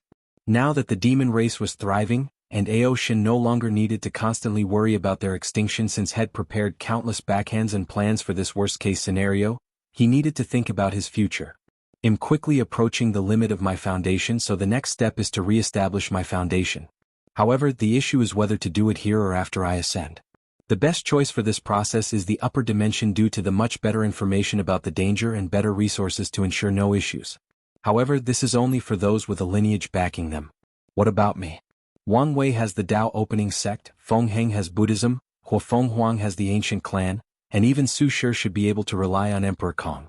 The demon's race had few talented individuals who survived and ascended, so the chances of them building a top lineage are not high. My best choice should be the innate demon gods, but without any deep connection, will they support me? Better yet, can I trust them? Aoshin grunted as he remembered the information about the current chaotic situation of the upper dimension. If the innate demon gods chose to support these 7, should I still join them? Wang Wei had already made it clear that these people were his enemy, and Aoshin's body trembled at the thought of being on the opposite camp of that monster. He also has his pride and arrogance, and he would not bow down to these people without having any rights or power, especially since, as far as he's concerned, they are more powerful than him only because they are older. In fact, the best option would be to leave the Eternal Ascension world entirely, Aoshin thought. I could already predict that Wang Wei will also dominate the upper dimension, creating his own era. So, I can either use his pressure to force myself to grow or head to another world to find some kind of variable that will allow me to compete with him. Aoshin sighed, forget about leaving for now and focus on the current situation. I need more information about the upper dimension situation. Although Wang Wei did not hide basic information, he also did not share more detailed news. Aoshin decided to ask him and even offered to pay. A worldwide announcement? He checked the dream world and saw Wang Wei's bold words written above the dream world sky. I was wondering why he never called for another Tao discussion. Is this what he's been planning? Aoshin was slightly excited since he was embarrassed the last time they had a discussion, and this one should be an opportunity to redeem himself. Not to mention the benefit to his future cultivation. I have enough merit, luck, and world source for my cultivation to reach 45% as swiftly as possible. But with the boost from that banquet, I could probably reach 50% with the merit at hand. He excitedly disconnected from the dream world to prepare his sermon. He could guess the Tao rhymes that would condense in such an event, which should form a field that benefits someone based on how deep and ingenious their sermons are. With the Supreme Emperor warning, people will do their best to prepare not only for the benefit but also for their pride. As Aoshin was about to finish his tea and start the preparation, he sensed something and frowned. Why are you here? Huo Fenghuang's projection materialized in his cultivation cave. I came to run an idea by you. Oh. Aoshin sipped his tea. I'm listening, but I won't offer you tea since I don't want to. Huo Fenghuang ignored the second part of that statement. Is it possible to convince him to ascend before us? Ascend before us? Aoshin repeated before understanding dawned on him. You're worried about your secret vault? It's unsettling knowing he will easily know where I put it. I understand how you feel, Aoshin said. But it's pointless. Just accept this fact and move on. You're not even giving my idea a second thought? The crux of the issue is we are already behind, Aoshin replied. The upper dimension is in turmoil, so the best move for us is to increase our strength now as much as possible before ascending. However, the higher our cultivation, the harder it is to re-establish our foundation. But he doesn't have this problem. He could probably cultivate until the next realm without any problem. Aoshin suddenly paused, realizing he might have stumbled into the truth. He glanced at Huo Fenghuang and she had the same realization. So that was his plan all along, Huo Fenghuang muttered. His expansion and need for power was not simply for gathering resources or spreading his legend and history to make it harder to erase him, he was also preparing for the war upstairs. Her original plan was to gather all the other true Eternals and ask them to pool their merit together and pay Wang Wei to ascend before them. Now, she only has a few choices if she wishes to wait until he ascends to make her secret vault. Firstly, she only needs to wait and waste all this time. Secondly, she can cultivate while waiting for him to leave, which would greatly endanger her Dao Foundation re-establishment. Finally, she can achieve re-establishment while in the lower dimension, bearing all the risks that come with it. Ao Shin sighed before waving his hand to dismiss the tea sets and replace them with a gourd of alcohol. He opened the top, releasing a blood smell that was quite alluring. As the demon blood brewed wine coursed through his blood and veins, he felt full of life. Whenever we think we've figured him out, he reveals that he's more complex, just a profound abyss with no end. While we can barely think 5 steps ahead, he's thinking dozens if not hundreds of steps. It's truly horrible to be born in the same era as that man. Is this a sign that you're giving up? Hell no, Ao Shin denied. Didn't the sages say that trying to conquer an impossible mountain was a worthy pursuit as long as you don't give up? Plus, I haven't fully admitted that he was an insurmountable obstacle yet. It's good that you still have some spirit, she nodded since she also agreed with that sentiment. What are young to do after ascending? Why are you asking? He asked warily. You can come to our ancient clan if you have nowhere to go? You're after my bloodline. Of course, Huo Fenghuang nodded. As long as you agree to start a family with a human, you can keep your name and will have a high status. No way. Won't you just think about it? Do you have the status to make such a promise? Do you think an eternal emperor of my caliber won't have a high status? Ao Shin was rendered speechless since she made such a logical argument. Whatever. Go away, he said in annoyance before continuing to drink. He knew he would never mate with humans. Although he technically no longer hated them, he was not fond of them either. As such, his partner, if he ever chooses a mate, will never be a human. You should think about it, Huo Fenghuang said before dissipating. Now, she had to plan whether to use Plan B, which involved leaving her vault to Sacred Beast 1 to hide after Wang Wei left. Then, the Power Shell leave will wipe Beast 1's memory of this information. The issue with this plan is that too many things could go wrong with Sacred Beast 1 that could ruin her opportunity to have a vault in the first place, including methods of retrieving her lost memories, infighting in the ancient clan that reveals the news, or Beast 1's sudden death before hiding the vault. Huo Fenghuang did not know what to do, and this decision kept her at night, even making her slightly paranoid. If you find any errors, ads pop up, ads redirect, broken links, non-standard content, etc., please let us know reports so we can fix it as soon as possible.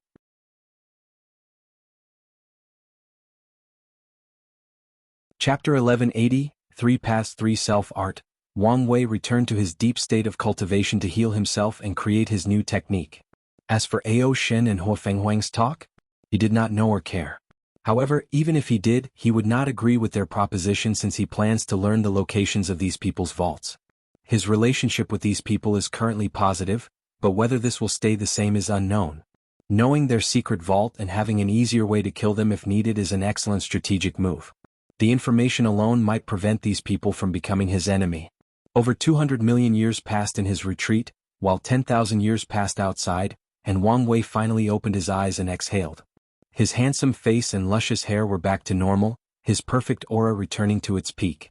It feels good to be healthy, Wang Wei muttered as he clenched his fists to feel his power and youthful vigor. Plus, it was a shame for such a handsome face to be ruined. I can feel heaven and earth was about to cry because of that. Wang Wei smirked to himself, thinking it was another shame that no one was here to experience his comedic chops.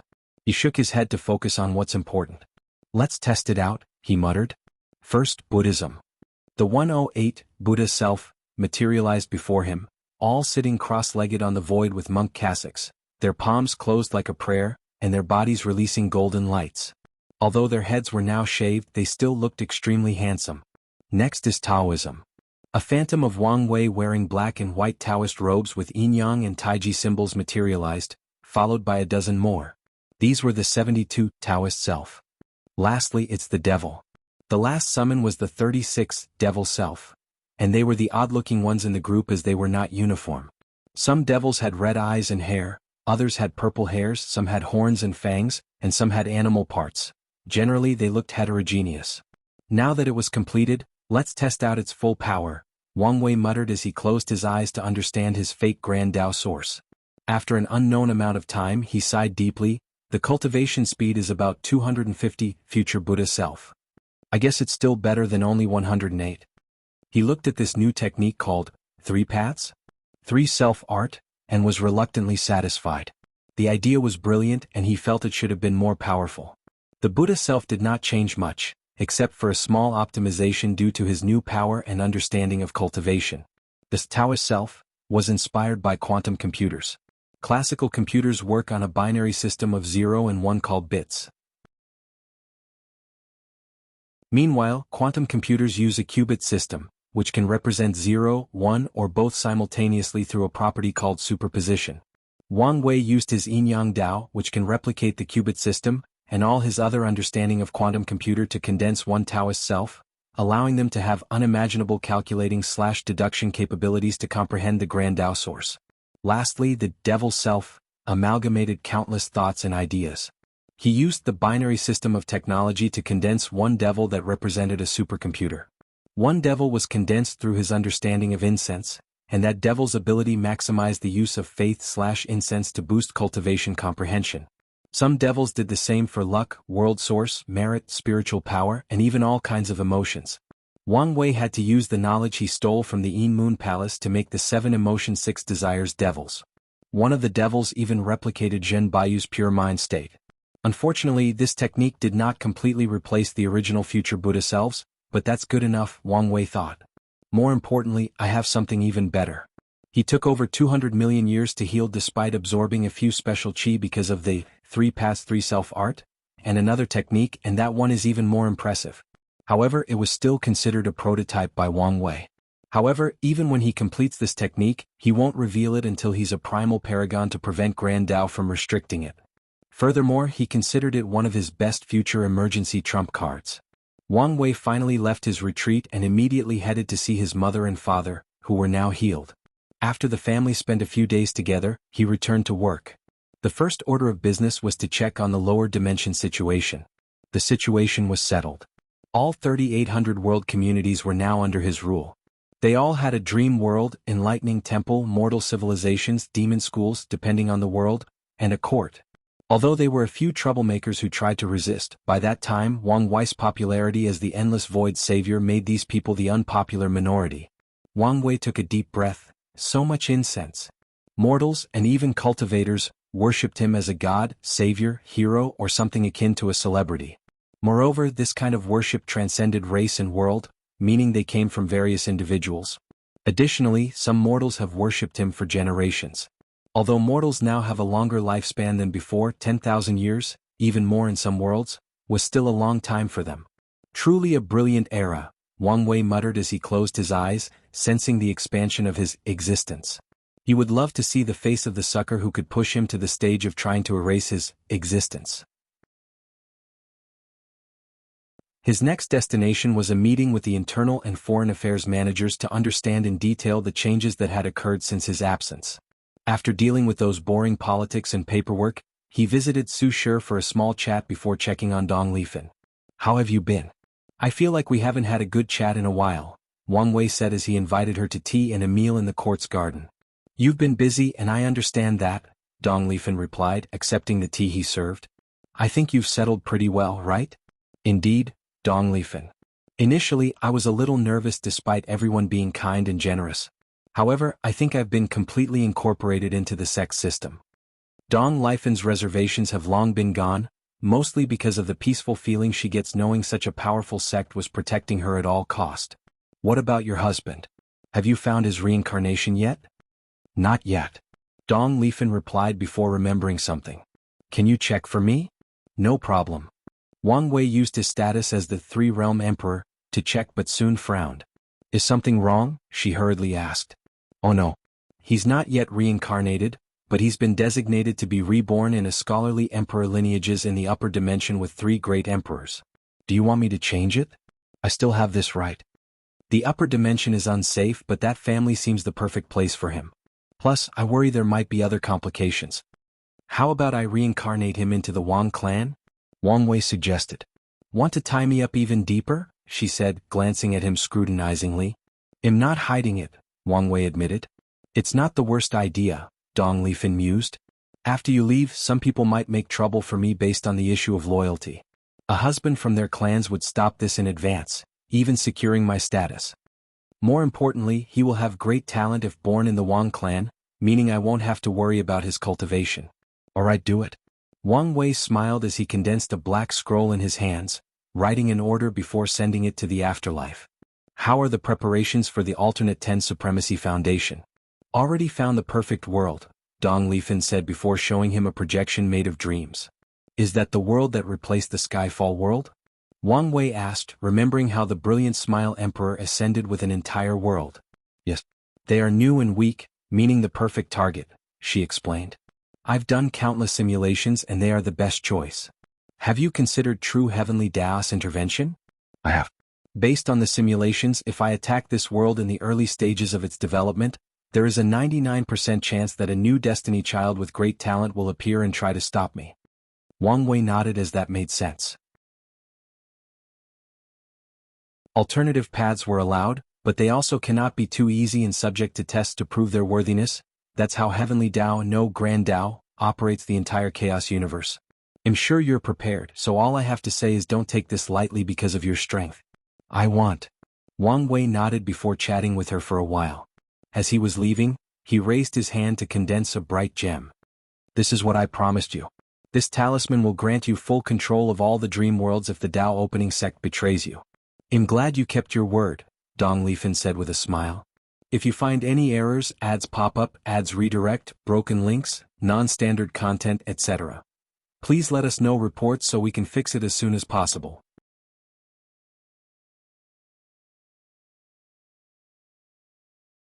Chapter 1181 Ripe Wang Wei's next destination was the Guardian World to meet Yen Liling. He found her in a dimension of her creation with a transparent cauldron as large as a mountain. Wang Wei looked at the cauldron with praise. She had succeeded in finding a way to refine the Empyrean bodies into pills. Yen Liling took inspiration from the Danyuan Emperor and Hong Miling by linking all the world communities and borrowing their powers to condense a cauldron. In other words, she used the lower dimension as her cauldron. Then, with the illusory pill, she had the strength to create the flame needed for the process by condensing all the sun's fire energy, and even fire laws of these communities into an emperor-tier flame needed for the process. Lastly, Yen Liling borrowed the reserved spiritual energy from the dream world to supplement hers during the refining process. Can you speak? Wang Wei asked. Yen Liling was in a deep state of concentration, and he even noticed a few drops of sweat on her forehead. For a few minutes, she answered. I just want to know how things are proceeding. I've succeeded but barely. Oh. I don't have the knowledge base or experience to make a Tier 11 Empyrean, especially in such a short period, Yen Liling explained. So, I chose another way, purified these bodies and condensed their Dao rhymes and blood energy into a pill. I added a few top Emperor tier herbs to preserve the efficacy of the pill during the condensation stage, allowing me to create the most basic Tier 11 pill. That is still impressive, Wang Wei praised. I know, Yen Liling smirked. This experience was immensely beneficial to my skill path. It even gave me an idea of how I might take a step into transcendence. Those are bold words, Wang Wei said. I'm listening. Once you achieve half-step transcendence, you only need to let me borrow your strength to make a pill for your realm. The experience should give me answers on my path. Wang Wei was speechless, but it was indeed a good way. No problem. I know you're a man of your word, big brother, Yen Liling beamed. Alright, I need to concentrate. Can you do something before you leave? Although this pill is basic, it's also taking a long time. Please accelerate the time in this realm so it can be finished in time. Alright. Wang Wei pointed in the sky, and a phantom of the river of time manifested. He said his goodbyes to her before leaving for his next destination, the swallowing zone. It's almost ripe, Wang Wei said as he looked at the Genesis fruit, which was now almost emerald in color. After years of being fed the power of dreams and nightmares from the dream world, countless immortal sovereign bodies, and even a small amount of merit, the thing was finally about to germinate. He did not hesitate to start feeding the apple until the last spot turned from light green to emerald.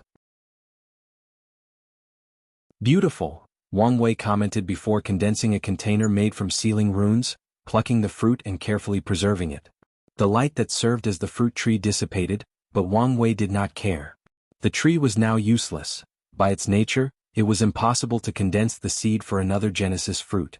As such, he was just happy that he got the fruit since it was valuable and sought after by many, including Old Man Nether, who prevented other people from using it before it was mature. Wang Wei's next destination was the Battle Demon world. As soon as he landed, he noticed two things. Firstly, the entire world seemed to be in a jovial mood or atmosphere. It could be sensed in the air, and he saw signs of celebration everywhere his sight landed. The second thing that caught his attention was the faint innate qi in the environment. The constant exchange of knowledge, resources, and ideas resulted in the creation of many techniques, and the professions were greatly developed. A few worlds managed to create weaker versions of reverting their environment to innate. This development had its pros and cons. The pros were the further development of these worlds, including the revival of the innate demon god race. True heavenly Tao used this opportunity to return them to the lower dimension, probably in a weak attempt to restore balance from how dominant acquired lives have become. The con of the situation was the small political turmoil the change created in Wang Wei's court. Many worlds complained and asked the myriad Emperor world to place the innate environment method on the market to buy and loan. But Wang Wei had long decided this would be the advantage he would only leave for his home, and thus the court had to tell these worlds to develop a method of their own if they wanted it. Wang Wei looked around for a bit before teleporting to a large room full of demons decorated in gold. Who goes there? The room immediately entered the highest alert as soon as that voice yelled. They all wondered who dared to mess up such an important event, especially knowing the people involved. You're getting married and didn't tell me? Wang Wei. It's really you, said Yi Dafu as he appeared before him to give a hug. I wanted to invite you, but the news in the dream world is you're in deep seclusion, probably recuperating after the war. I could have sent a projection. You're right, but I didn't think of that, the Monkey Emperor replied. Greeting, Your Majesty the Supreme Emperor. A cacophony of voices echoed in the room as everyone saluted after recognizing Wang Wei's identity. These people tried to hide their shock, but it was easily noticed by Wang Wei. No need for formality. I am here as a friend attending a wedding, Wang Wei assured them. However, no one stood up. This legendary man was standing before them, and none of these people dared to show any signs of disrespect, even if he asked them to. You heard him. You guys need to relax, Yi Dafu said, but even that did not work. These people secretly looked at each other from the corner of their eyes, waiting for someone to have the nerve to stand up fist. Yi Dafu shook his head in disappointment. I don't think they'll listen as long as you're here, so let's talk somewhere else, he stated before leading Wang Wei to another room. What took you so long to get married? Wang Wei asked as an icebreaker from the previous situation. The wife wanted to wait until she reached a certain level of strength before we married. So, I had to wait until she was ready. The demon race values, especially this world with a zeitgeist of survival of the fittest. It's understandable why she would want to be relative to you before marriage. Yi Dafu. Enough about all that nonsense. When are you going to fight me? You promised me. You must have fought my imprint in the dream world countless times. Don't you see the difference? Don't you have enough? None of that matters, especially since I've devoted a sure tactic that is guaranteed to punch you in your face. We'll start with that until I can bully you. This is not a good idea. Why not? It's your wedding after all. Wouldn't you be embarrassed if your wife saw you being beaten? Yi Dafu's lips twitched. It doesn't matter. What if people say I'm bullying you? I know you don't care about that. So just do it, consider it a wedding present. All right. The two soon reached a room where the Nine-Serpent Empress was waiting. Wang Wei had to praise Yi Dafu as he was not lying when he said he knew how to develop bloodlines. They had a small discussion, and Wang Wei learned about demon marriage customs. For example, gold is the main color for bloodline union celebrations instead of red, which is used by human weddings/Dao companion ceremonies. There are two ceremonies in the bride and groom's tribe/world. They do not salute their parents, each other, and heaven and earth. Instead, they swear to their bloodlines, tribes, and ancestors. After the discussions, Wang Wei did not stay long. He fought with Yi Dafu, who was miserable, and his plan failed. Wang Wei still left a gift in the form of a few valuable emperor pills and blessed the couple with a fated lover fate line. He knew Yi Dafu was planning to ascend soon, probably right after the Dao banquet. Luckily, the monkey said his ancestors were doing well in the upper dimension, meaning he should have a backing to protect him during these tumultuous times. And I've seen a few complaints about the length of this arc. Please know that it is wrapping up as there are no more twists or plots to extend it. However, I also need to take my time to wrap things up before starting the next saga. I recommend stacking for those who cannot wait since the volume should end in 10 to 15 chapters. If you find any errors, ads pop up, ads redirect, broken links, non-standard content, etc., please let us know reports so we can fix it as soon as possible.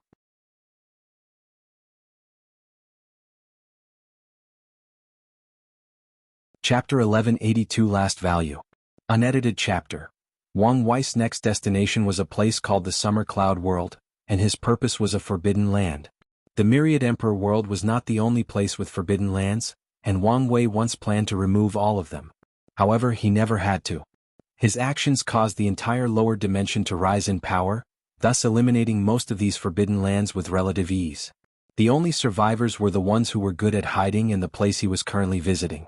He headed directly into a forest with pitch-black trees and an eerie atmosphere. A word echoed in the void repeatedly, "Are you worthy?" Wang Wei looked around, noticing the trees seemed to contain a very potent hallucinogen capable of influencing the soul. He ignored this forest's power as his gaze penetrated all the other obstacles to reach the core. He teleported to the center with one step, ignoring all the restrictions. "Are you worthy?" Wang Wei looked at the man before him. Ordinary black robe, thin, big nose and bright eyes. An obsession? So, that's why no one could eliminate this place.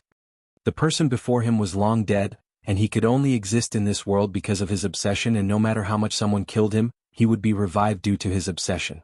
"Why are you asking if I'm worthy?" "So I can know whether you can help me." "And who are you? Why should I help you?"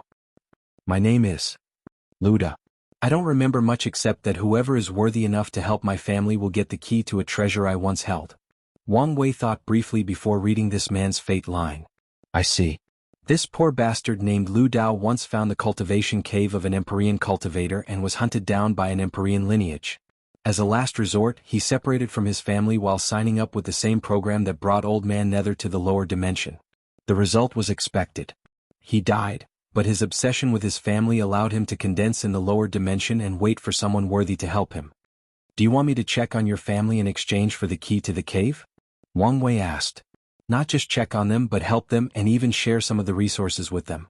You do realize the chances of your family still being alive are, well, less than ideal." "I'm aware, but I won't give up until the last minute." "All right. I accept your proposition. Your cave might be the first pot of gold I get in the upper dimension," Wang Wei declared. "Fine. Wait, you haven't proven if you're worthy yet." Wang Wei released the aura of the tenfold battle realm, shocking Luda to his core. He was only a third-class emperor with 18% Grand Dao Source cultivation before his death. His new obsession form did boost his strength tremendously, but that was still nothing compared to this man's power. "Your strength is indeed worthy," Luda sighed. "However, what about your character? Either take the deal or don't. Your reward is less valuable than you think for someone like me." He was a master of luck, so finding fortunate encounters on such a level was easy. Although Luda could be counted as his second tier 11 opportunity, he could give it up if he wishes. "Fine, but I want to see for myself." Luda turned into a black jade, and Wang Wei could sense his obsession attached to it.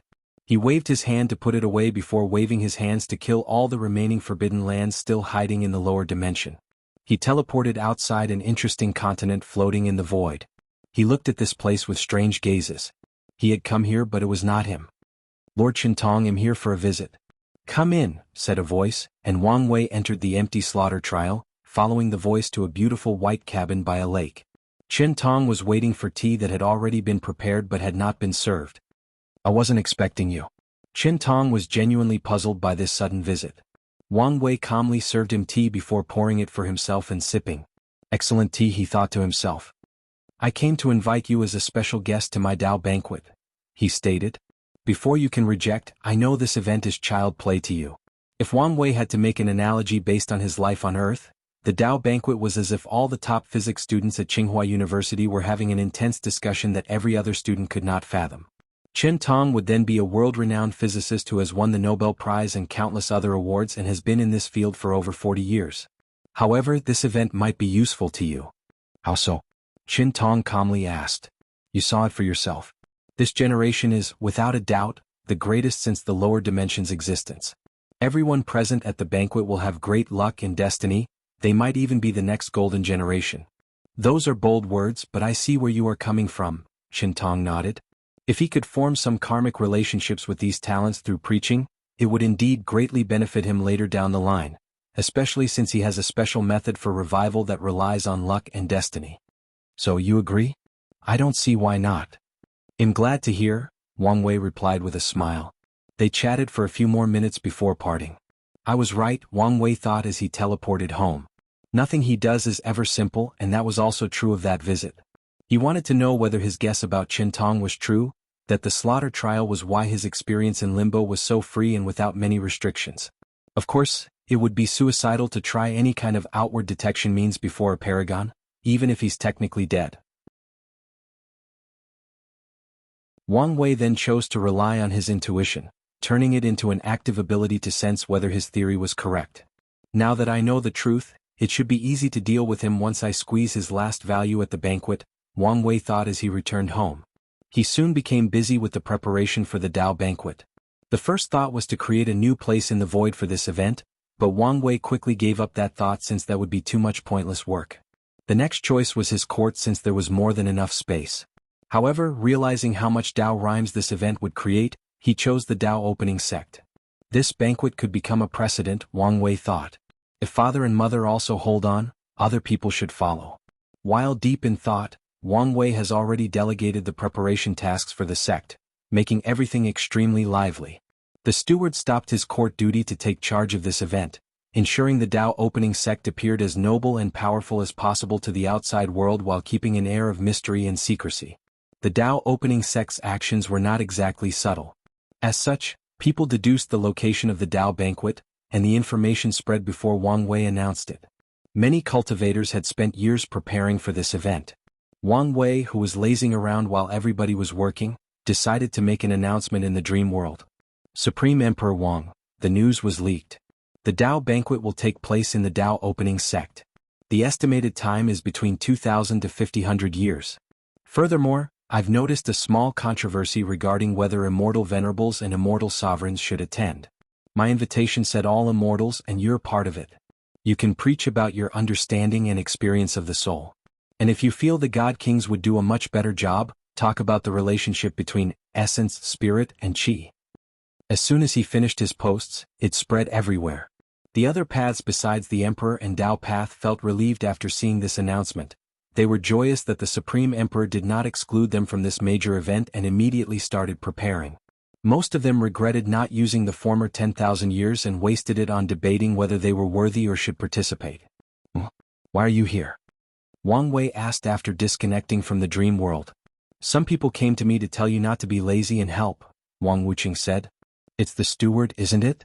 Why doesn't he have the ball to confront me? I'm just the messenger, Wang Wuqing shrugged. Wang Wei decided to meet Wang Qi before doing anything else. If you find any errors, ads pop up, ads redirect, broken links, non-standard content, etc., please let us know reports so we can fix it as soon as possible.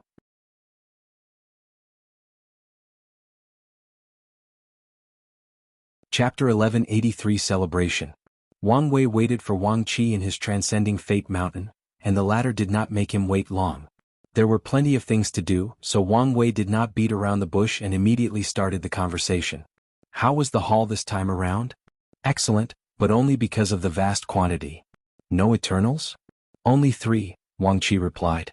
For this expedition he brought the Heaven Chosens from the remaining 1,000 world communities that once belonged to the Golden God, so the ratio was low. What about Pseudos? 15, which is where most of our outcomes originated from, Wang Qi explained as he handed over the space ring. Wang Wei checked and nodded in satisfaction. Any noteworthy news? A few. Oh. Firstly, the war has intensified. The rebellions have started to attack the core factions of these parasites. I reckon there won't be any place of peace by the time you ascend. The parasites' long absence has made these people bold. However, we'll see who still has a fighting spirit once they are free and start fighting back, Wang Wei commented. Anything else? 2 things. Firstly, the celestial race might have intervened. Them? Yes. There has been a sudden increase in powerful insurgent chi on the market for sale. Although only tier 10, the rebellion has bought many of them, thus increasing their military powers. And you think the celestial race is the one selling them? Those are the rumors. I guess I have to talk with Shi Shangyan, Wang Wei muttered. What's the second thing? I don't know if this news is important, but apparently, the most beautiful woman in the world will celebrate her ascension to the Empyrean realm. Many people are talking about it, wishing they could attend. Su Junyao. Sect Master, how do you know her name? Wang Qi asked. Then he suddenly panicked after remembering something. Sect Master, you can cheat on the sect, madam. Otherwise I doubt you'll live long. Shut up. Don't you think I know this? I only know her name for some reason. Wang Qi sighed in relief. I know you're wise.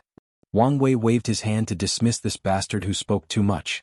Wait, there is one more thing. What is it?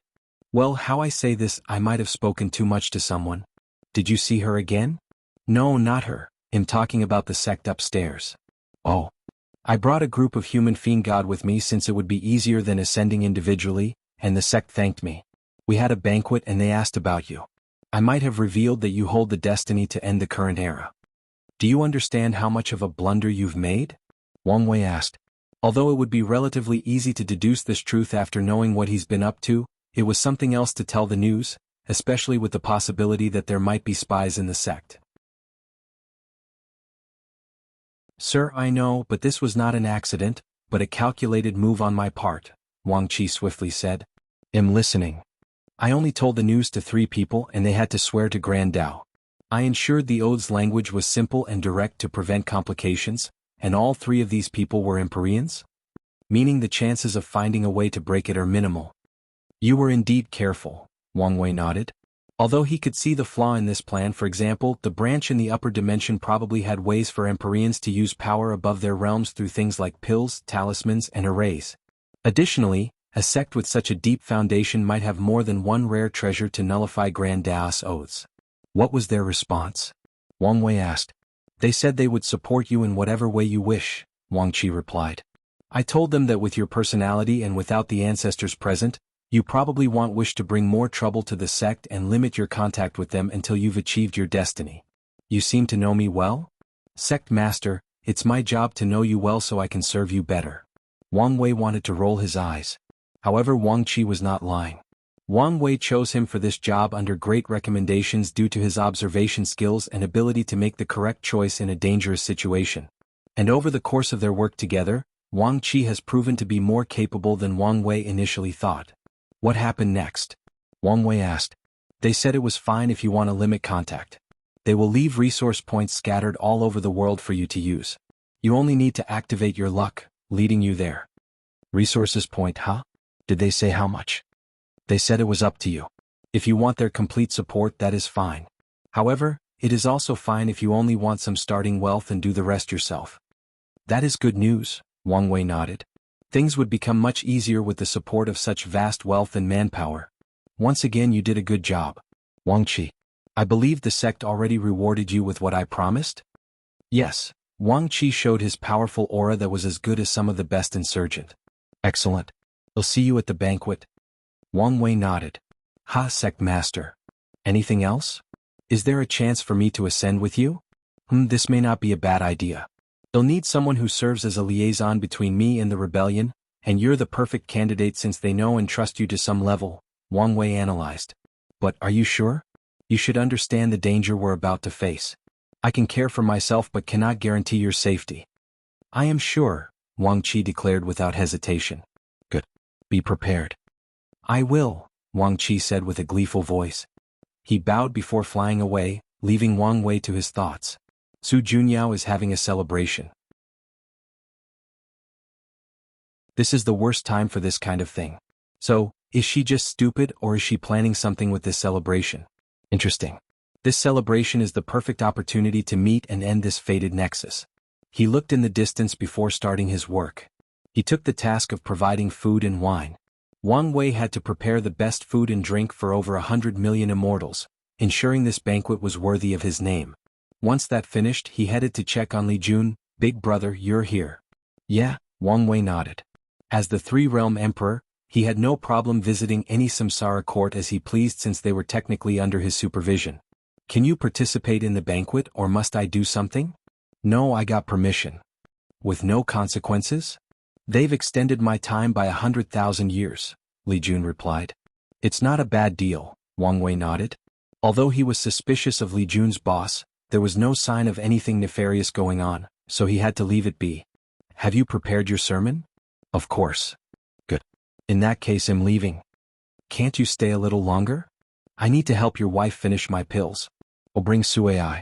The banquet should be helpful to her and the child in her stomach. Oh okay. Li Jun replied quietly, wondering whether this would cause him more trouble. Wang Wei ignored him before teleporting to the Guardian world, where he saw Yan Liling giving orders to many people, including Elder Dan and Miscellaneous One. Did they come to help you? Yes. I want to finish as soon as possible. No need to rush, Wang Wei stated. The banquet can be postponed if you need more time. It would look bad if you postpone. I don't care about that. For Wang Wei, people should follow his timetable, not the other way around. I know you don't, but it is still better to keep a surface-level good reputation. Wang Wei shrugged. Plus, I'm not in a hurry because of that. I have some feelings on how to update my Pill Sage Sutra, but I'm missing some enlightenment. This banquet is the perfect opportunity. That's good to hear, Wang Wei nodded. Well, I'm here and ready to help. What can I do? Well, use your amazing soul power to accelerate the process, Yan Liling immediately replied. Wang Wei followed her direction while also taking this opportunity to learn from her and increase his sub-profession Daos that he's been neglecting. The process was enjoyable as he remembered his time infiltrating the Origin Pill Dao sect. By then he only had to focus on refining pills, which he found relaxing and an excellent way to train the mind and spirit. With Wang Wei's help, the pills were refined after 700 years passed on the outside, so he officially announced the banquet would take place 300 years later, along with the rules. If you find any errors, ads pop up, ads redirect, broken links, non-standard content, etc. Please let us know reports so we can fix it as soon as possible.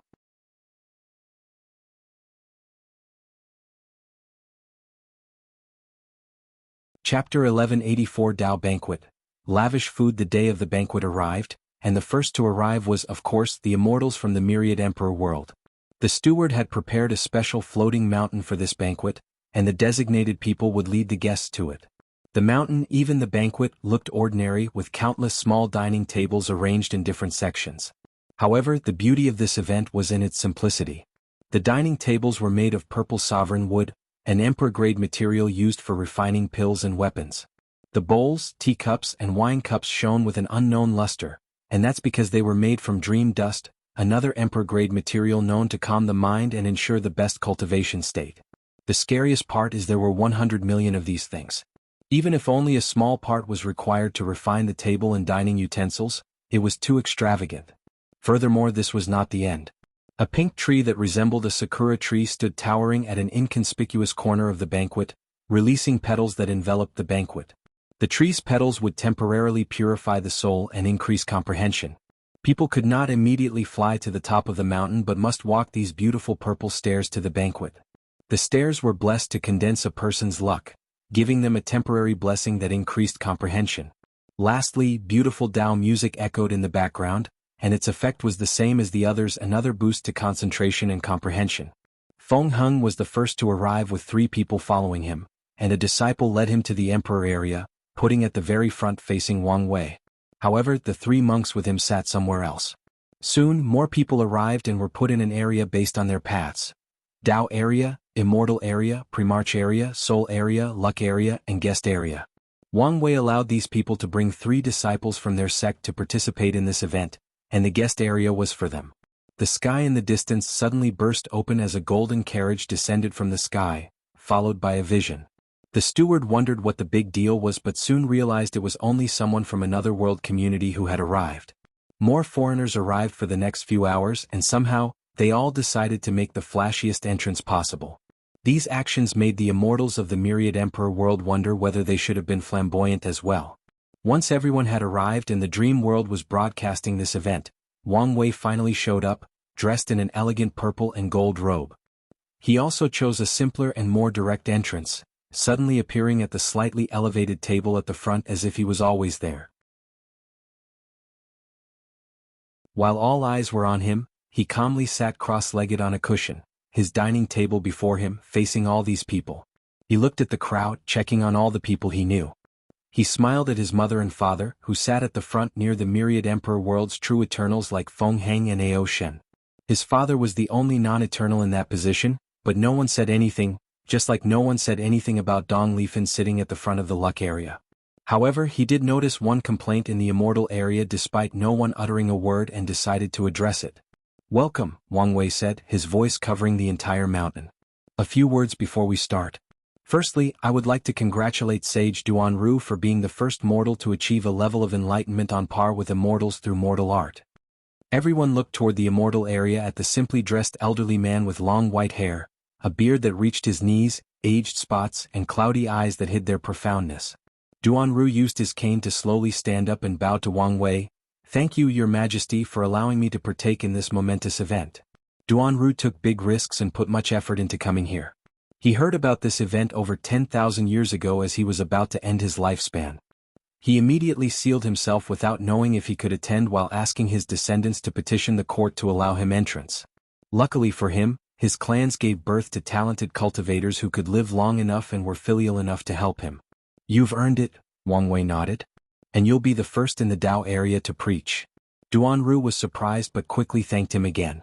Such honor will further cement his legacy and bring him and his clan luck and destiny. Wang Wei originally wanted to give him the very first spot in the banquet since they were starting with the immortal area. However, he wanted to know whether Duanru's sermon would improve after the people before him had enlightened him. "The second announcement is that I've invited a special guest to preach, and they will be the last to do so." The guests immediately squinted.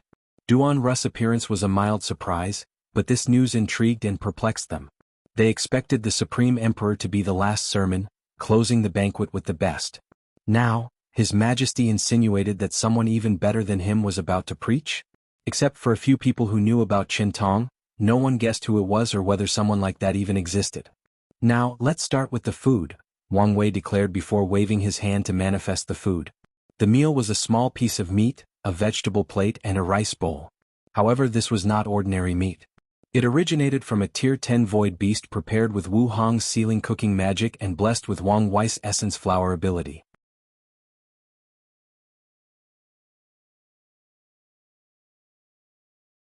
This is enlightenment tea brewed from the Bodhi tree with petals from the world tree used as assistants to prolong the effect. The people were shocked. The Bodhi tree was known for its effect of increasing comprehension and allowing a cultivator to enter a state of epiphany. Meanwhile, every petal of the world tree contained a world, and now, it was used as an assisting material for this tea. This banquet was simply the definition of lavish. If you find any errors, ads pop up, ads redirect, broken links, non-standard content, etc., please let us know reports so we can fix it as soon as possible.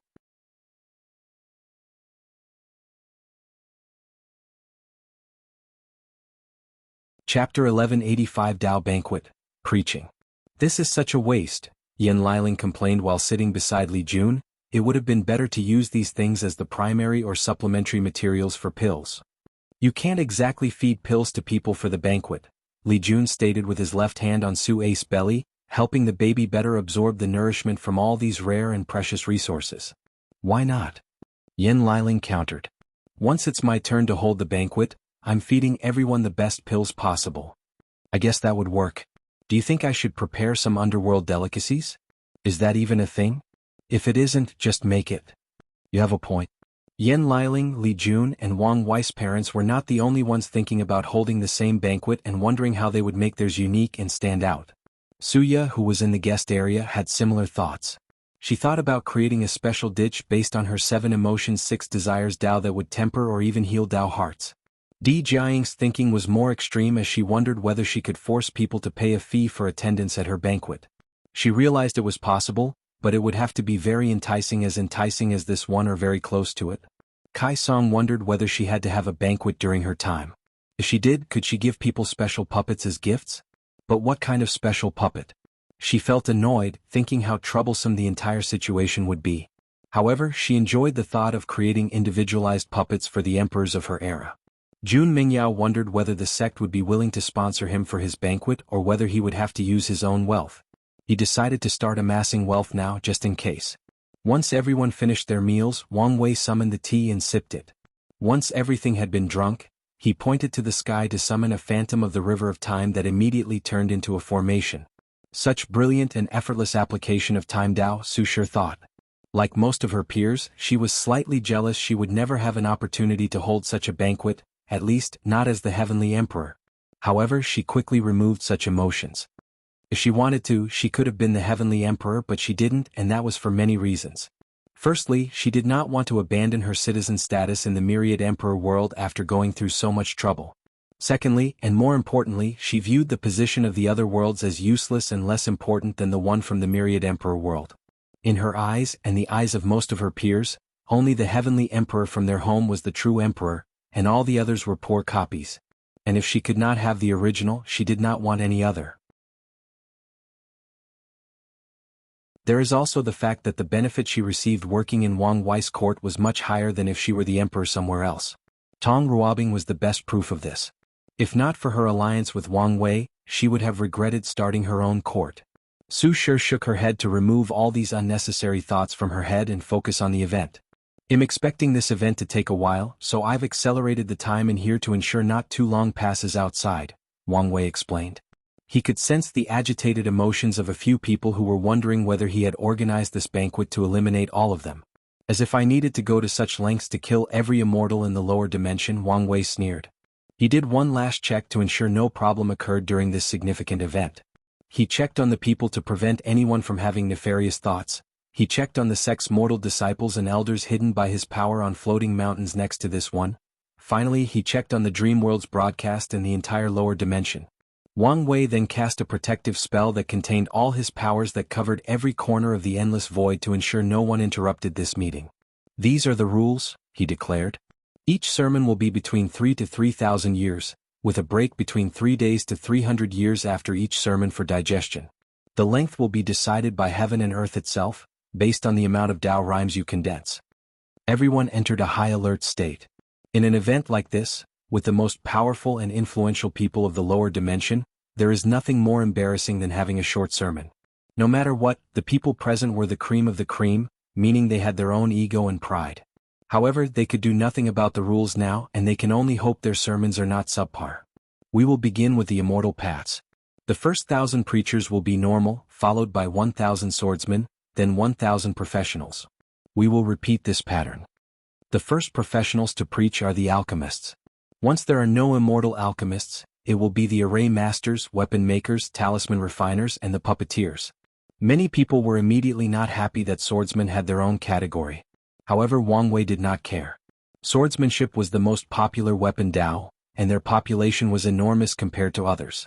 Sword Dao was not the most powerful simply because of the weapon, but because there have been so many swordsmen throughout history that the Dao has been elevated to a higher status due to how many skills, techniques, and scriptures were written.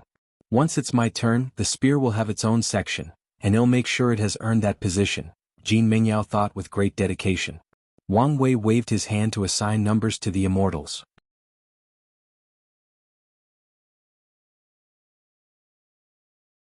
The immortals immediately stopped comprehending while the swordsmen and the professionals were preaching, hoping to improve their sermons and avoid embarrassment.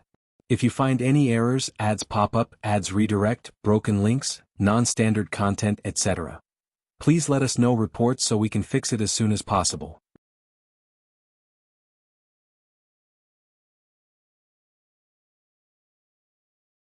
Chapter 1186 Tao Banquet. Breakthrough. Just like all immortals' path, the sword immortals were usually the embarrassment in a room, the butt of the joke, Parisi. The source of this disparity is that they've lost one of the core aspects of a swordsman, the Tao part. They must rely on their immortal qi to replicate their former abilities in swordsmanship realm. Despite this flaw, they still considered themselves swordsmen and kept that mindset. They trained their qi in their mind with such a mindset, thus still giving them a slight edge over regular immortals. However, the ones who truly shine in this banquet are the swordsmen with unique sword qis. Wang Wei said he chose randomly the order of preaching, but that was really the case. It's more like an algorithm with the sole purpose of ensuring the best way for this banquet to proceed and be wildly successful. As such, a few unique sword immortals preached in the early stages of this round to rile up the crowd and set up some standards. Then, the algorithm chooses people it deduced who would have a lackluster performance and puts them first. No immortal sovereign appeared in the first round. The immortal swordsman's preaching session was mild above the first session, with only a few dozen 3-year sermons. The embarrassing/scaring tactic worked, and hopefully by the end of this event, the number of these weak sermons will be reduced to single digits. The immortal alchemist's main focus was on Yen Liling's universal immortal runes, with everyone expressing their understanding and twists. The people from the myriad pill world took this opportunity to show the world why it was the center of alchemy in the lower dimension.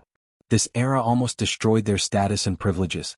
Luckily, they adapted in time and were not washed away by the tide of change. After a few rounds of exchange, it was time for the last alchemist to speak. While no one was paying attention, Yen Liling had a strange aura around her. A book materialized before her, and with the passage of time, more Tao rhymes entered her body and the book. The prototype is done, she thought, looking at the new, Pill Sage Sutra. Her new path of pill refining centered around her talent to read the mind. She created a way for materials to awaken a pill mind, essentially their spirituality or wisdom.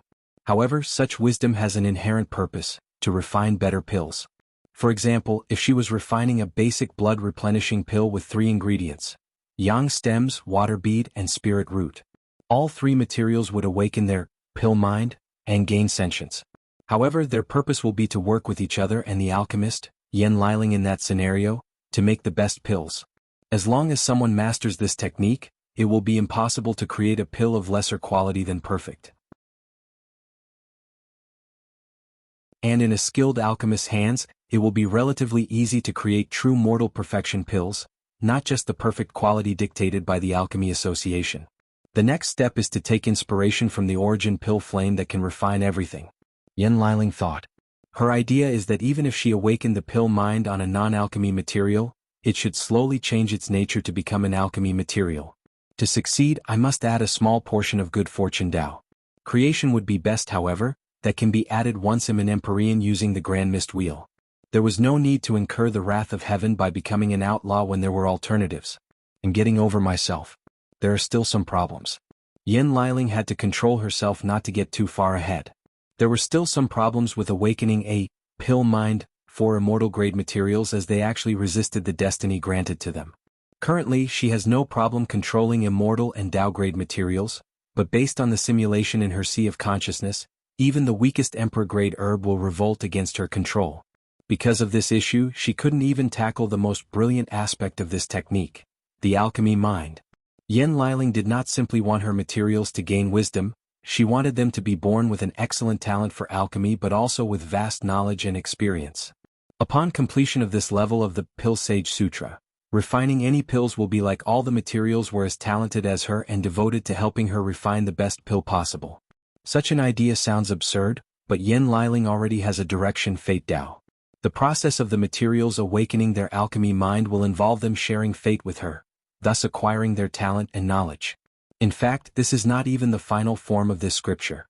Based on Yen Liling's imagination, the materials should awaken not only her alchemy knowledge but also other people and, if possible, the knowledge of true heavenly Tao. However, her idea for that stage of this scripture is only vague. She knows she might have to defeat other alchemists to build a database and add Heaven Tao to the mix. However, the small bit of Fate Tao added already made cultivating this technique a virtual nightmare.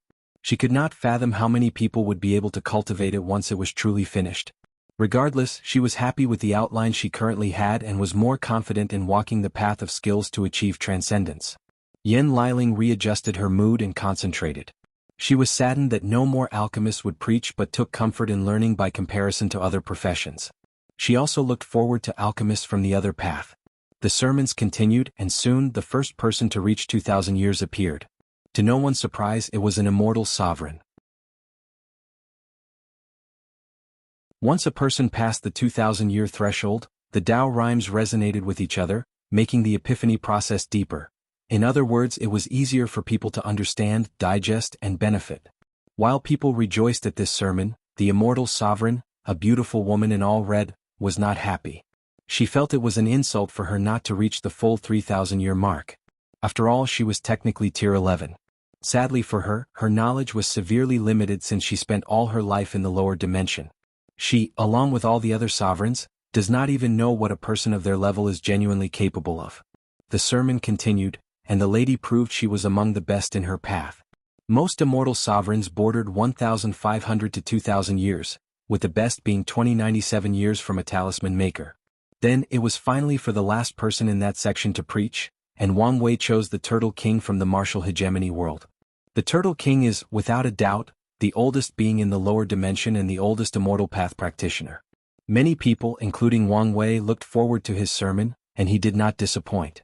The Turtle King could not show up with his real body and refused to take human form.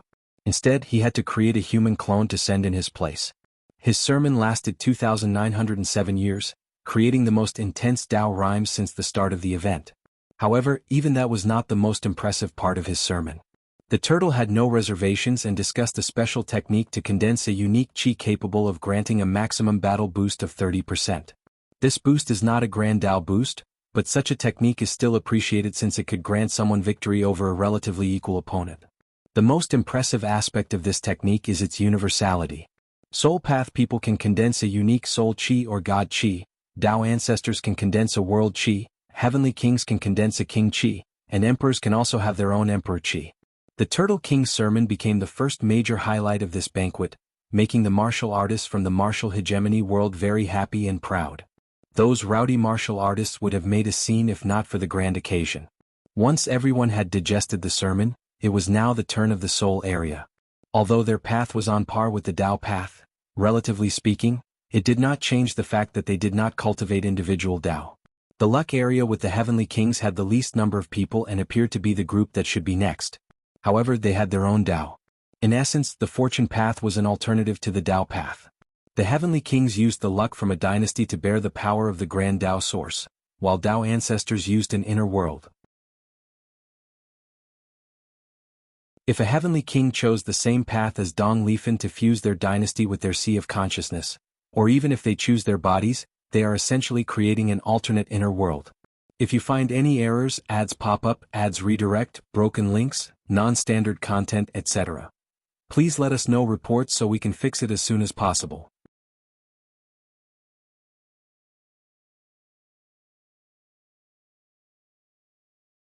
Chapter 1187 Tao Banquet, Key Speakers.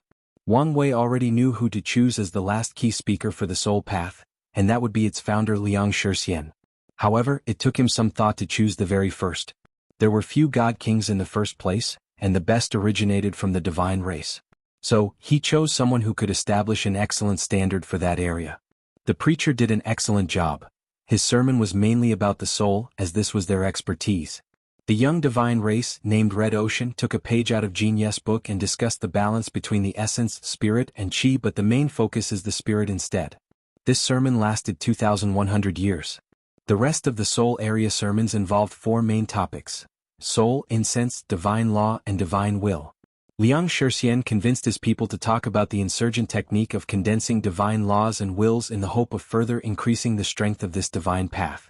Wang Wei's soul Tao benefited immensely from all these sermons about the soul and spirit. It did not take long for the soul area's turn to finish. They had their lows and highs, including their unique take on professions like alchemy that involved using faith in the process. Then it was finally Liang Shixian's turn to speak. He took a moment to compose himself. One of his main goals was to expand the God path and make it as good as the Emperor path. However, as soon as he became the first God King, reality hit him and he realized this goal was impossible. So, he focused on spreading his path and, at least, making it as good as the Tao path. Sadly, people would rather become Tao ancestors than God Kings. Many people would even walk the lesser paths because of how young his path was and the restraint of incense. The progress would have been even worse if not for his decision to ally with the soul race across the endless void due to their affinity to this path. Due to the current situation, Liang Shixian has been debating whether he should ascend to pursue the higher realms of this path or stay in the lower dimension to continue growing. And so far he's leaning on staying. So far this event has been going well regarding showing the strength of our path. Let's end things with a bang just like the immortal path. Liang Shixian preached. As the founder of this path, he had the most profound sermons, continuing for as long as 2,800 years. However, they were not as impactful as the Turtle Kings. Liang Shixian sighed in regret. He did his best, but it was not enough. The next area was the luck area for the heavenly kings, and they were chosen because of their small numbers. Wang Wei chose Dong Lifen as the first speaker instead of the last. Despite being immortal, she preached for over 2,500 years, showing the world why her Tao tree was almost completely purple gold. The Luck Area's sermons could be considered an interim highlight of this event since they discussed the Grand Tao Source and their understanding of luck. The last preacher lasted over 2,700 years before everyone moved on to the next area, the Primarchs. Wang Wei focused on this part since he still plans to understand the difference between heavenly, primordial and Tao laws, Grand Tao Source. He had even laid out the preliminary foundation for this process by recording the difference between the laws of all the worlds and communities in the lower dimension for study. The Heaven Law was unique and a fresh experience for the people present. However, the highlight of this section's sermon was their deep connection with heaven and earth. The Primarch path was something innate creatures created, which can be described as the bloodline immortality path. Innate demon gods loved nature and considered heaven and earth their mother, hence their closeness or affinity. Old families that survived the Null Era dominated this section, and the Myriad Emperor World's ancient clan was the main lead but not the only one. The demon race also showed a great presence in this section as well, but they were still outdone by these clans. The Banquet was about to reach its first peak with the beginning of the Tao area. As he promised, Sage Duanru started this section. By now, he was only a soul as his body had already collapsed, but a holy release from his body, preventing anyone from underestimating him. Sage Duanru was known for his calligraphy, but his sermons contained various ideas and subjects. He first started with its way of governance, teaching how to rule and govern a government or any faction properly. He followed that with philosophy, which resembles a form of spiritual practice, before transitioning into things like painting, music, and, finally, calligraphy. His sermon did not seem disorganized because of these different ideas or subjects. Instead, they fit perfectly together as if they were one topic.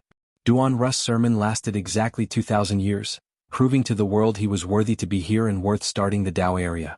Interesting, Wang Wei thought as he looked at the Tao rhymes Duanru condensed. They are more active than others and even have a better effect on boosting people's comprehension. It seems heaven and earth acknowledge his status as a immortal sage. The sermon continued, and the Tao area, which had plenty of time to prepare, brought their best, their games to say. The shortest sermon lasted 333 years, and there were plenty of people in the 1000s and 2000s year range. After the first 1000 Tao ancestors, it was the swordsman's turn, and Wang Wei chose his father as the first speaker. His record was the same as Dong Lifan, over 2,500 years, beating her by 12 years. The swordsmen were more than satisfied since they could listen to a direct sermon from the man who pioneered the ultimate sword path. Even the extreme sword path individuals showed their respect. Although they scoffed at the part about the 12th realm of swordsmanship, they still listened so they could create countermeasures to these heretical bastards. The banquet continued, and many people in that area shone brightly. The insurgents of the Tao opening sect had no one who lasted less than 2,300 years, and people like Origin 1, Sword 1, and Desolate 1 reached the 2,900 mark, albeit the beginning. By all merit, this is the best session so far, Wang Wei thought, feeling the immense Tao rhymes condensing in the sect, baptizing the environment and the people. It was so dense that some spilled into the Myriad Emperor world, and this was not even the main event yet. If this is the result of one banquet, I cannot fathom how these lineages in the upper dimension are, Wang Wei thought. This banquet is monumental for the lower dimension but not the upper dimension. On the contrary, they should be more grandiose since some of these factions will have multiple paragons preaching. Yet, with all these advantages, cultivation still takes such a long time, Wang Wei sighed before focusing on the task at hand. Now, how to start the Emperor area? He looked at all the people present before his eyes landed on the monk, Feng Heng. Wang Wei noticed that the latter had a very peaceful and reassuring aura. It seems after succeeding in reviving Buddhism, the flaw in his Tao heart was fixed, and his state of mind reached a higher level. You're up first. Thank you, benefactor, for this honor, Feng Heng nodded before readjusting himself. What is the limit of the mind? Does it have a limit? The human mind, or its extension imagination, has no boundaries or limits. It can create anything it pleases, it can. Feng Heng's sermon was natural and effortless. The words came out of his mouth as if they were the fundamental truths of heaven and earth. Furthermore, everyone suddenly felt as if the effect of the enlightened tea strengthened for this particular sermon. No one had any trouble following his mind, and no one wasted this opportunity by focusing on improving their sermons. By now, if they were not ready, there was no hope. The Emperor area had a major advantage by being the last section to go, meaning there was no excuse for a poor sermon. Feng Heng focused on the mind, not the soul, except for their connection, before transitioning into the 5 elements and Yin-Yang Dao. He did not speak much on Buddhism to ensure the universality of his sermon. As he uttered his last words, 3,000 years had passed. The Dao rhymes resonated at an even higher intensity, giving the people an even better boost for the next 300 years they spent digesting. Why is it so short? That was everyone's main consensus once they opened their eyes. This was the longest sermon, but it felt so short to them. People looked at Feng Heng with respect. They finally understood why Buddhism had such a major comeback despite its recent comeback. If you find any errors, ads pop up, ads redirect, broken links, non-standard content, etc., please let us know reports so we can fix it as soon as possible.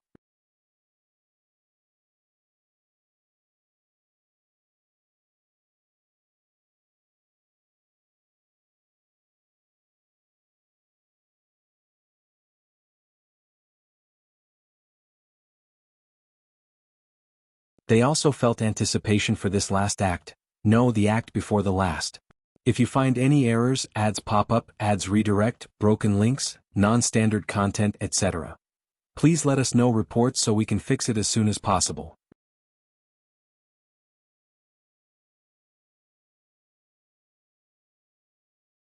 Chapter 1189 Dao Banquet, Dao Pillars. Let's start with essence. From the outside to the inside, our body is composed of skin. Although our body is mainly yang, like all things between heaven and earth, it's still balanced with a little yin. These are the yin aspects of the body. Cultivation is all evolution. Essence focuses on evolving internally, qi starts the evolution externally, and the spirit connects the two. Many people abandon cultivating the body after proving the Tao since they now exist on a conceptual level. But that is the wrong approach. The universe is all about balance, and to everyone's surprise, Wang Wei spent 3,000 years about essence, and the body refiners who felt left out of this banquet were the most excited. They finally had top-tier sermons dedicated solely to them. Moreover, the sermon was wonderful as it touched on countless ways to temper the body without any hidden injuries. Wang Wei even talked in detail about the true power Tao realm. Spirit, Wang Wei said.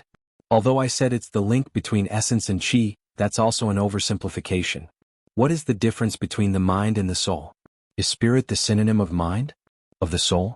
The slight difference between these words contain the essence of spirit. The soul is the origin, the root of the mind, spirit, consciousness, and how we perceive reality. The mind is. Another 3,000 years passed by, and Wang Wei showed the world his deep understanding of the soul. The Tao rhymes he condensed formed a strange circle above the banquet, but no one noticed this phenomenon. By now, people had some expectations of how long and profound this sermon would be, so they focused on not missing anything and regretted it for the rest of their lives. Qi, Wang Wei stated without giving anyone time to breathe. It's not just the energy found in nature. Once again, that is an oversimplification. It's the breath of life that keeps our bodies and minds functioning. It's the very breath that heaven and earth exhaled, the foundation of all living creatures, sentient or not. It is the main key to the path of cultivation, to our continued evolution. Qi is the most versatile and malleable matter in existence. It can change based on the environment, the individual, and even your thoughts and emotions. It is. As he uttered his last word, the attendants had experienced 9,000 years of top-tier sermons. These people could not wait to record what the Supreme Emperor said and leave it for their sect as a foundation. Although it would take a lot of effort and resources to perfectly record this kind of sermon, it will be worth it. These people did not trust the dream world to record the experience better than those who experienced it personally. Tao, Wang Wei uttered, and the crowd almost cheered. They thought this was the limit. They immediately focused and listened as much as possible. Fate of fire, fate of yin-yang, fate of space-time, Wang Wei continued. All Taoists may be different, but their destination is the same. Use your Tao to affect, use or control other Taoists. All cultivators must strive to break the inherent definition of their Taoists and elevate them to concepts and ideas surpassing their limits. For example, flame Taoist essence is to burn. A normal cultivator will focus on that aspect and increase the intensity of their flames. A decent cultivator will tap into the explosive nature of fire, and a genius will focus on its ability to spread. However, a heaven chosen will not be limited by the natural characteristic of the flame. There is a common saying, his anger burned as bright as flames. In truth, flames have nothing to do with anger, but it's often associated with it. After removing the limit of your Tao, you can condense flames of anger, meaning you've used your flame to tap into the 7 emotions 6 desires Tao. In many stories, myths, legends, and mortal civilization, flame is associated with the beginning of life. Terms like flame of life, to refer to a person's vitality or life are common. By breaking your limit, you can condense a life flame, and thus succeed in tapping into life Tao with the flame Tao. Flames can kill or even destroy things. In other words, flame Tao can tap into death and even destruction Tao. The fire Tao is not the only one with this ability, all Taoists can. Some are inherently better at this concept than others, but it applies to all of them. Success depends entirely on the cultivator's willingness to open their mind. Wang Wei continued his sermon, creating a clear path for everyone present for them to elevate their utilization of their Tao to a higher level. As for the top genius who was already at this level, he also showed them the deeper levels. Once the 3,000 years ended, the people spent 1,200 years digesting everything, and they all felt the time was too short. Suddenly, the sky changed as the Tao rhymes condensed from this 12,000-year sermon vibrated intently, releasing an intense purple light that could be considered a vision. Then, under everyone's gaze, the Tao rhymes turned into 4 Tao pillars that perfectly recorded the sermon. Better yet, these pillars were probably blessed by heaven and earth to make it easier to comprehend. Everyone was immediately jealous, but Wang Wei calmly waved his hand to create another floating mountain and placed the pillars there. He also placed formation around the mountain with a snap of his finger. That was unexpected, Wang Wei thought. Could something similar happen to all the Tao rhymes from this banquet? Let's wait and see. Everyone looked at this change with different eyes, especially Tong Ruobing. What are you thinking? Muley asked. What do you mean? You have that same look when thinking something out of pocket or crazy. It's nothing like that, she replied. Come on. I know you better than this, he added. Fine. I'm thinking of holding my own banquet. Muley was speechless. Are you crazy? I'm not. Don't you understand that any banquet after this one will pale in comparison? Plus, who will come to our banquet? We do not have the status to invite so many people. You may not, but I do. Muley was not stupid and immediately understood what she meant. You want to invite the Talisman Emperors? Not just them, she replied. I'm deeply respected in the Talisman community, and after this banquet, I also have some pull in other professions. If I invited them, especially with the promise to share the Tao rhymes, it's possible to have a small banquet. Although it will pale compared to this one, no one should expect to reach this level, probably ever. Her main objective is to benefit the great Talisman City, especially since there are a few complaints that she did not do enough because of her role as the queen in another world community. Could work, Muley said. But you would have to wait for a while until the effect of this one abates. You're right, but I also need to start contacting these people immediately since most of them are probably preparing to ascend, Tong Ruobing added. But what about Wang Wei and the Tao opening sect? What are you going to do with them? I doubt Wang Wei will care since I won't be the only person with this idea.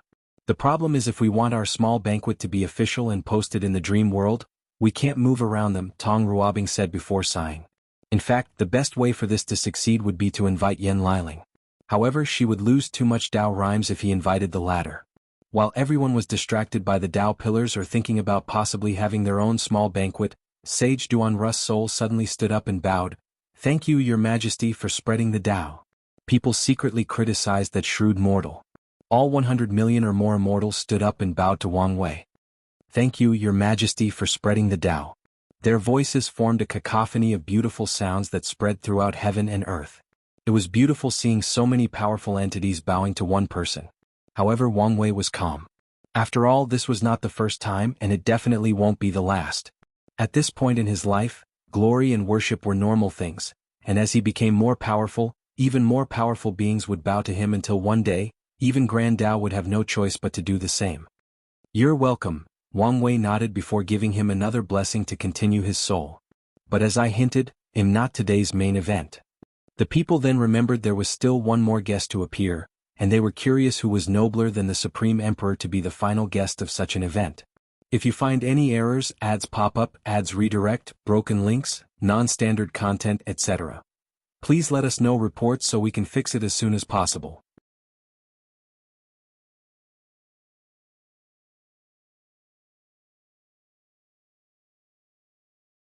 Chapter 1190 Dao Banquet, Paragon's Sermon. Your Majesty, if you don't mind me asking, who is this noble guest? Asked a heavenly king who felt that Sage Duanru might ask the same question if he gave him time. An honored paragon, Wang Wei calmly responded. However, most people gave him a blank and confused face. I guess I can tell you this information for free. Do you know the realms after Great Emperor? Most people were once again confused, but someone said, I once heard the word, Empyrean, but that's all I know. That is correct, Wang Wei nodded. Once your luck is enough and your cultivation reaches 70% Grand Dao Source, you must survive the immemorial tribulation and condense the Grand Mist Wheel to gain the power of creation. Then you'll become an Empyrean. Wang Wei paused to give them thoughts to process this information. After 90% Grand Dao Source and other factors, you'll become a paragon and stand at the top of the universe. Everyone was shocked before thinking how such a being could attend their little banquet. They should be nothing but ants before someone who stands at the pinnacle of the universe. These people immediately reached the conclusion that Wang Wei might have contacted his ancestors in the upper dimension and invited them despite the blockage of the lower dimension. Wang Wei guessed what they were thinking, but he did not explain any further.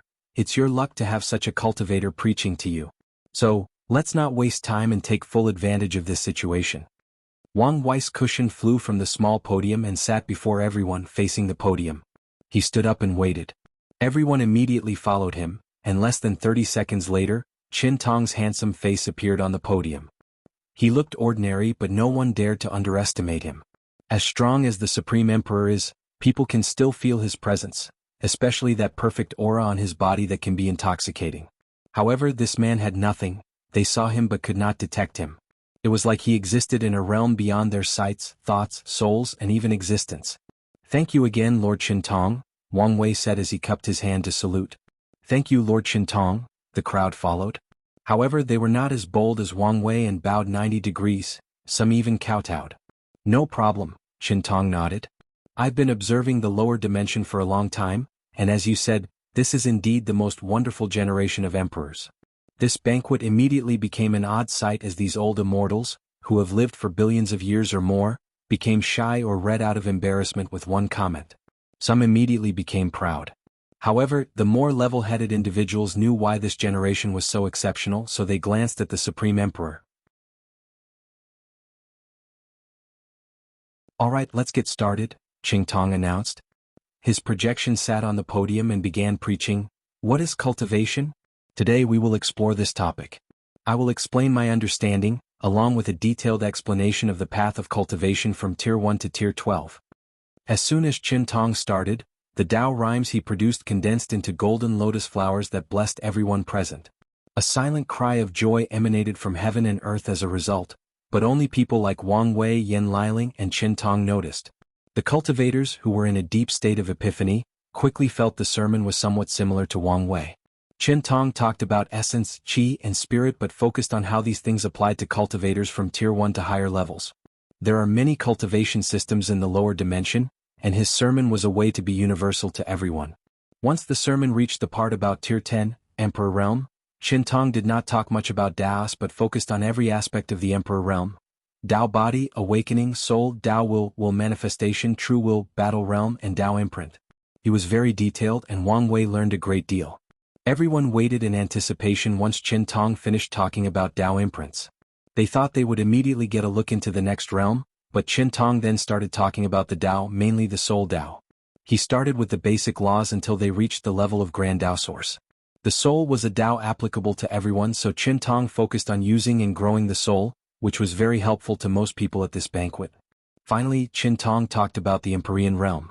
He first talked about tips on surviving the immemorial tribulations, including what level of Dao heart someone must have before even attempting the breakthrough. He continued preaching about how things like the awakening evolved after becoming an Empyrean. He talked about the role of the Grand Mist Wheel in general, especially how to condense it. He touched on how the wheel affects other aspects of an Empyrean, for example, battle and use of resources. Qin Tong even discussed the differences between normal and everlasting Empyreans. Finally, Qin Tong talked about the requirements for becoming a paragon. Most people were confused by the Empyrean sermon, so they opted to memorize the information to use later. As such, they were even more confused about the complexity of the Paragon Realm's sermon, besides the basic info. Even Wang Wei could not keep up with the Paragon tier sermon. Luckily for him, Qin Tong talked about Soul Dao, one of his sub-Daos, and his sealed soul, which was also Paragon tier. As such, he used the sermon to map out an outline for his Soul Dao and just recorded the parts he did not understand under certain categories of his outline. 30,000 years, Qin Tong declared. I think that's more than enough.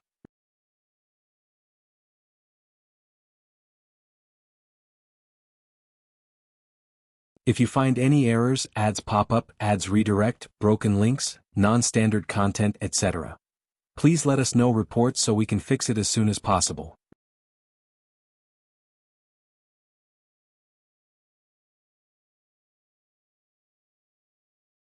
Chapter 1191, Prestigious Generation. Everybody turned to the sky to see the Eye of Grand Tao manifesting. Puzzled by its appearance, they wondered whether something important had happened. After all, this banquet did not seem important enough for it to appear physically, unless you count the appearance of Lord Paragon. I now grant, a booming voice echoed throughout the lower dimension. The voice was powerful, cold, and noble, but that was not what shocked everybody. These cultivators never knew true heavenly Tao was capable of speaking. Manifesting was one thing, but speaking was another. Even Wang Wei was slightly surprised. He knew true heavenly Tao could speak, but it was extremely rare. It only happened once in her lifetime. So, he immediately guessed what was going to happen. This generation, the title of prestigious, the voice continued. All heaven and earth will now celebrate. Visions that covered the endless void manifested from the myriad emperor world before spreading.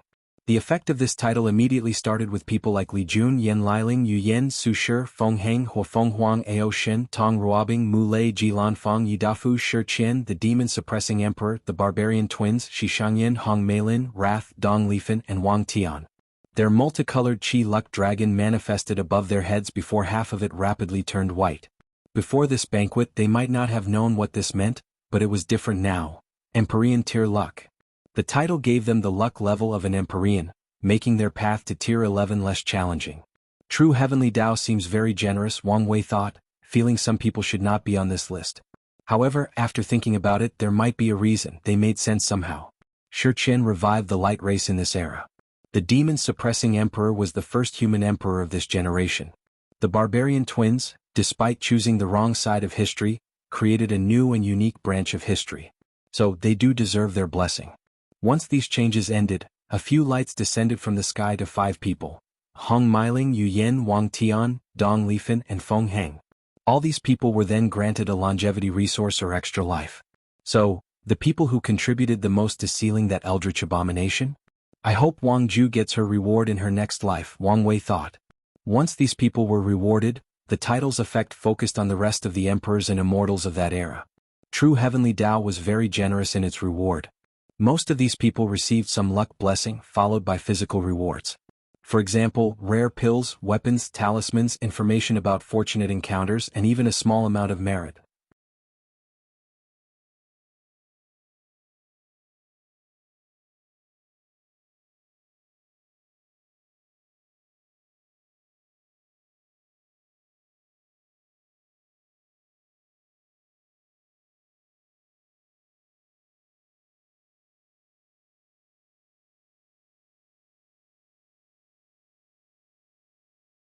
He thought someone like Shi Shangyan would not be interested, but the latter did not hesitate to buy the ultimate edition.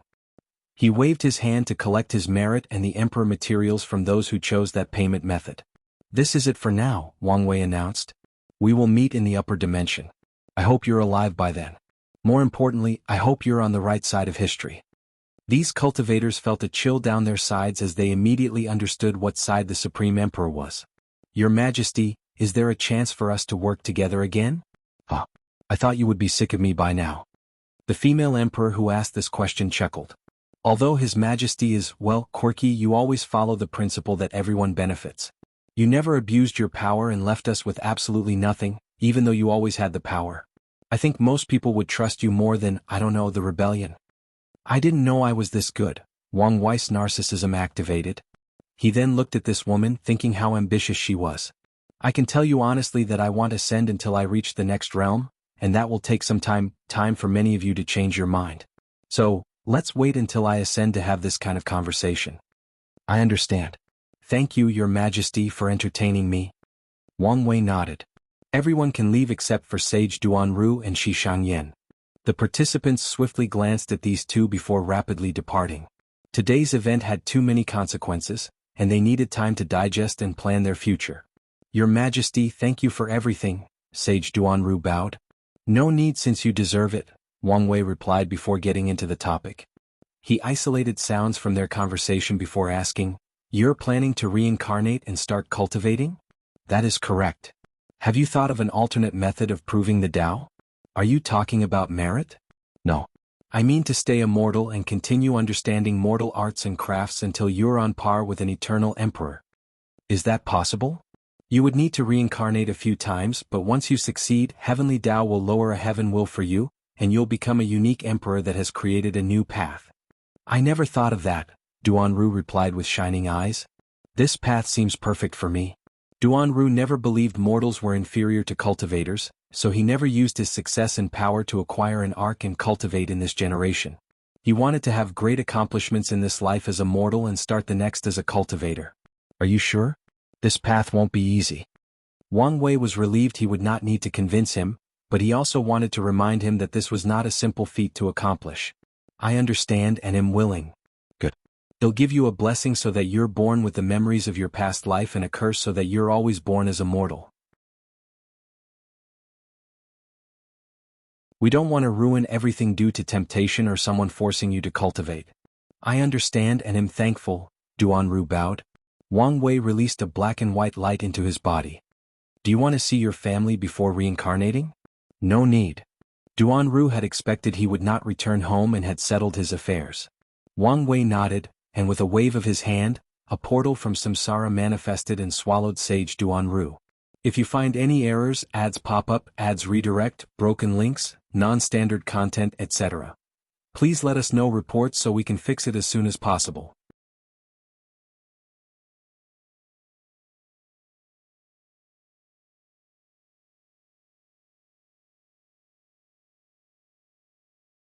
He pointed at the secret realm to mold it into a towering mountain with 10,000 stairs. The higher the stairs, the more intense the benefit of the Tao rhymes became. Wang Wei then added a formation that will release a spiritual pressure to test the disciples. They can ascend the stairs and receive the benefits by overcoming the pressure. The spiritual pressure is also an excellent way to strengthen the mind, soul, and spirit, and even have some effect on the Tao heart. "The last step," he muttered before proceeding to fuse the 4 Tao pillars to this secret realm, further increasing the boost this place was already granting. Now, after a disciple or elder reaches a particular step, they can focus on comprehending the 4 pillars. "Excellent," Wang Wei muttered before suddenly thinking of an idea, so he once again pointed at this new secret realm. One of the preparations he made for his retreat was to copy the laws of every world in different world communities with the purpose of bettering his Tao by comparing the slight differences between worlds and world communities. He added this copy to this secret realm. In other words, the users of this place can contemplate cultivation techniques, regular Tao/law, the 4 pillars that embodied his sermon, or the differences between the laws of different worlds in the lower dimension. "Let's call it the Tao Blessing Grotto Heaven," Wang Wei muttered, satisfied with the name. As for the rules and requirements to use this Grotto Heaven, that was someone else's problem. "Now that I'm here, I might as well do some work so I don't have to do them later," Wang Wei muttered before focusing on the sect's secret archive/library. With one thought, Wang Wei expanded the place in the library by at least 1,000,000 times before placing copies of all the cultivation techniques of the lower dimension. He put a restriction on the library so that no one can easily reveal its existence or spread the knowledge it contains. Wang Wei placed his palm forward, summoning a phantom of a branch of the River of Fate. However, this was not a small branch but the one controlling the entire lower dimension. He immediately played with the strings, rapidly manipulating history by deleting certain information about the Tao opening sect. It was good to be the tallest tree in the forest, but he also wanted to protect from people who wanted to cut down that tree.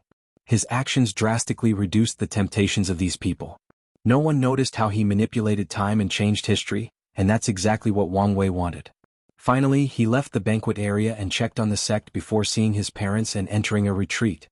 He met the steward, who counted every table from the banquet, ensuring they didn't lose any money. Wang Wei gave him some of the resources he did not need from the previous information sold before running away.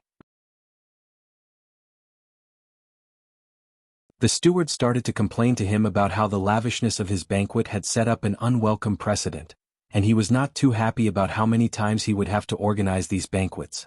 After having dinner with his parents, Li Jun and Yen Liling, Wang Wei checked on Han Shun, who was the final winner and absorbed Wang Zhe's inner world and became the new Fate One. However, Wang Wei gave him the Fate 2 title out of respect for Wang Zhe's years of service. According to the sect's rules, Wang Wei was about to ascend, so he needed to prepare to hand over his intelligence organization to the next sect master. Wang Wei had no problem with that since he would need to start over in the upper dimension. However, the current issue is his father will once again take the sect master position after proving the Tao.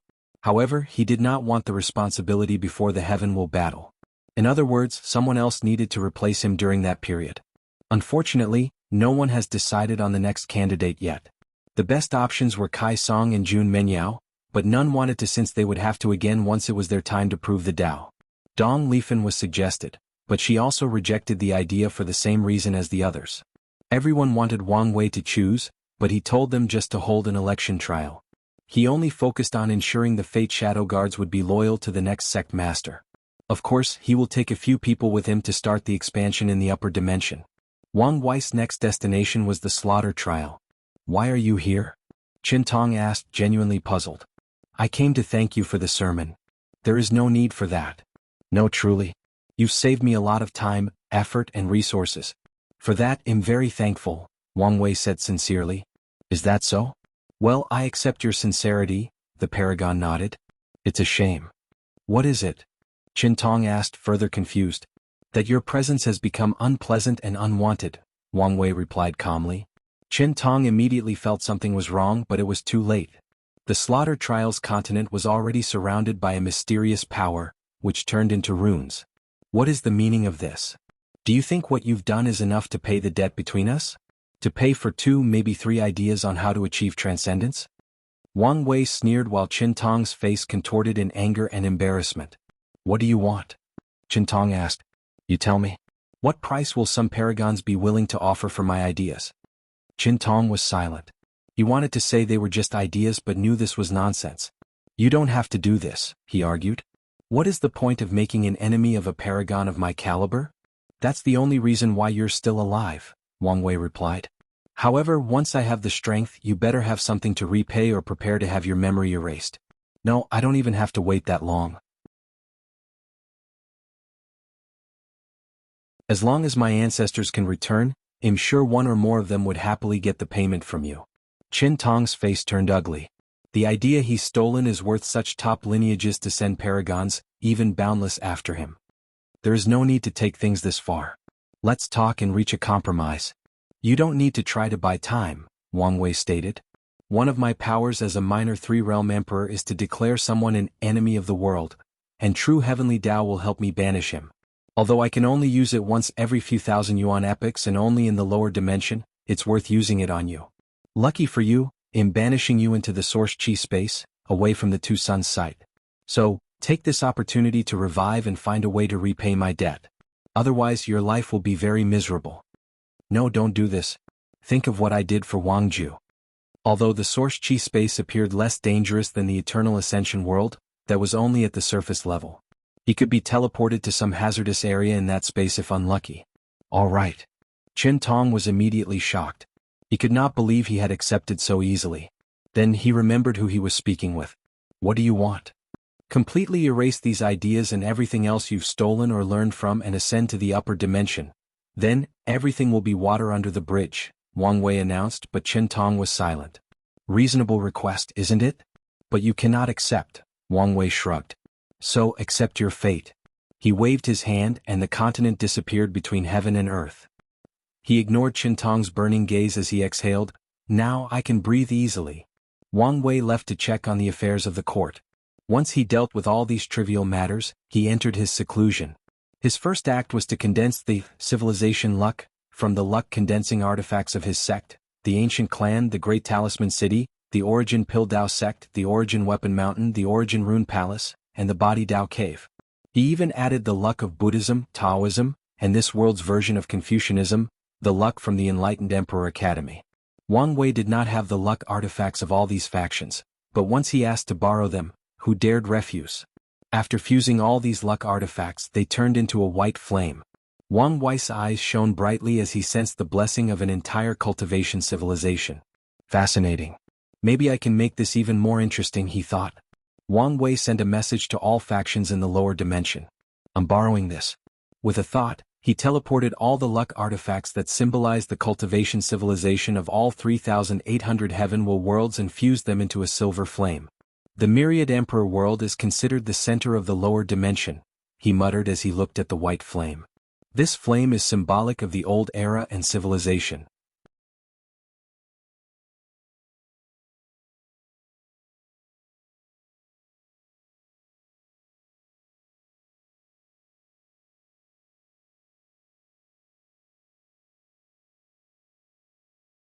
Luckily, the immortal source immensely helped, but even then he was not technically successful as the process would take too long by his calculations.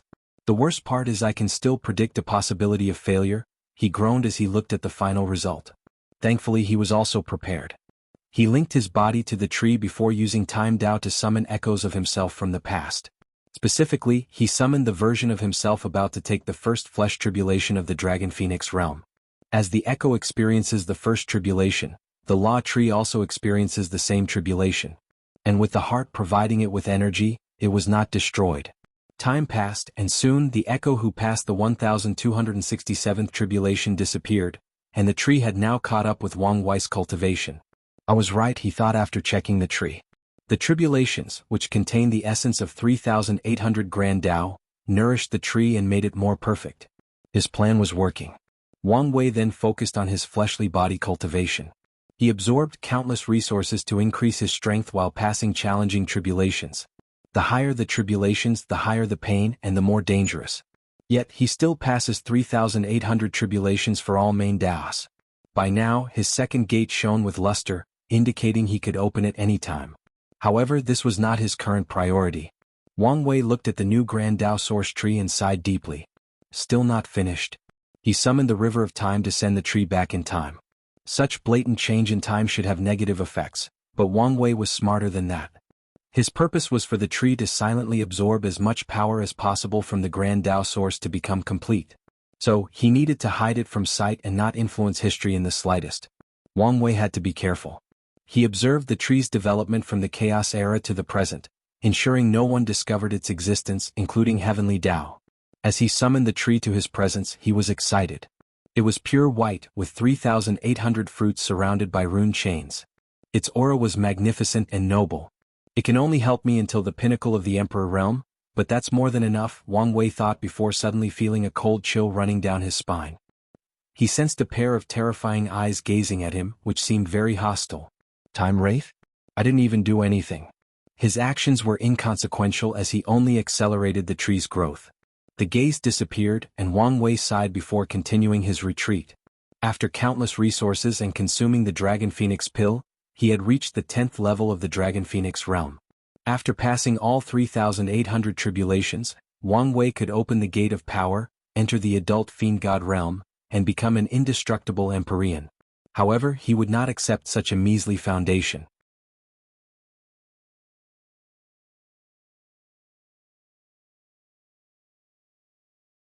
During this time, Yu Yin entered a semi-sealed state. She did not appear in the world and restrained her aura and presence to the lowest level. She was only waiting for her son to exit the seclusion to enter a fully sealed state and prepare for the next generation. If you find any errors, ads pop up, ads redirect, broken links, non-standard content, etc., please let us know reports so we can fix it as soon as possible.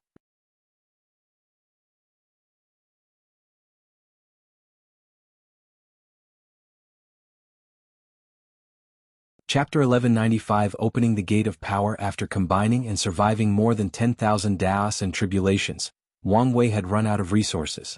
To be specific, he could not use any more resources from the lower dimension without sucking the entire world dry. Now he had no choice but to rely entirely on himself to pass these tribulations. Sadly for him, the process was a nightmare after these tribulations had stacked, especially for someone of his willpower. He gritted his teeth and continued. His body was constantly destroyed by Daos like Fire Thunder Dao, Wind Ice Dao, and Vibration Suppression Dao. As time passed, he started testing high-level Daos like Chaos Time Dao. Destruction Creation Tao, Killing Fate Tao, etc. Wang Wei could not feel the passage of time. However, he knew that a long time had passed, but unfortunately the only sensation he could feel was pain. If not for the markings that kept appearing on his gate, the changes to his fleshly body, and the improvement of his willpower, he would have given up. Another benefit was that he had the inspiration about how to improve his pain talent, but that was not his primary concern at the time.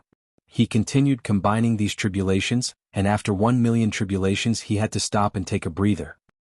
He sensed that living in such a state of constant, mind-boggling and debilitating pain had started to affect his spirit and soul.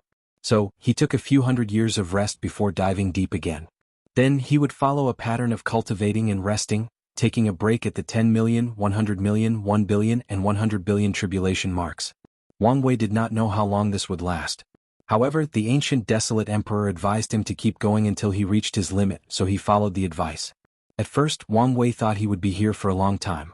However, after the 1,269 trillion tribulation, something unexpected occurred. The marks on his gate of power suddenly morphed into two characters: limit indestructibility. Then the gate opened on its accord without Wang Wei even trying. A mysterious power rushed through every corner of his body, elevating his flesh, strength and abilities to a higher level. Wang Wei could tell that if his essence weren't already immortal, he would have acquired it now after opening the gate. Sadly, immortality did not stack up. Otherwise he might have acquired another life. The second change he sensed was the alteration to his existence. Besides the former, eternal, and perfection characteristics, he also had the indestructible one. Wang Wei clenched his fist, feeling the power rushing through his veins. The entire lower dimension felt very fragile, except for the void battlefield. My strength is already in the second heaven? Wang Wei muttered.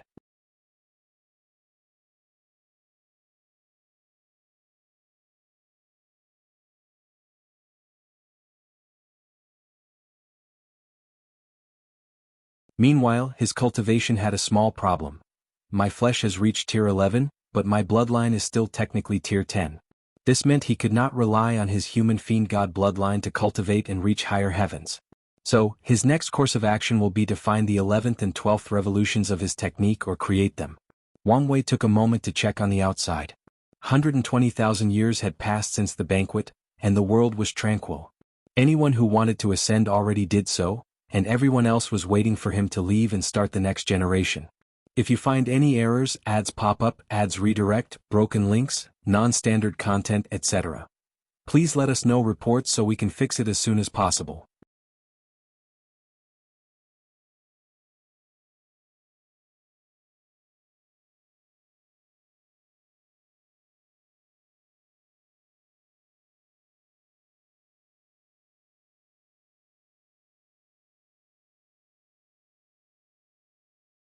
Meanwhile, some people who commit heinous acts must pass the 108th Thunder Tribulation. I wonder what true heavenly Tao considers a heinous act. Emperors and Empyreans have high karmic resistance, so the mindless killing of mortals or weak cultivators was nothing to such a cold existence. Probably someone who breaks the rules or affects the balance of things, Wang Wei concluded before pausing before realizing that he was talking about himself. True heavenly Tao would probably have used the highest tribulation on him if not for his merit and accomplishment. Wang Wei shook his head to focus. A red bolt of lightning descended on Wang Wei, but nothing occurred. The fearsome red immemorial thunder had zero effect on him due to his peak defensive capability.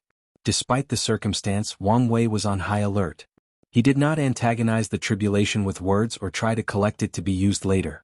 He could not be idle after the 9th lightning bolt since he sensed a Tao will on the thunder. Tao wills, willpower manifestations, and true wills were the only things that could negate his limit indestructibility and injure him.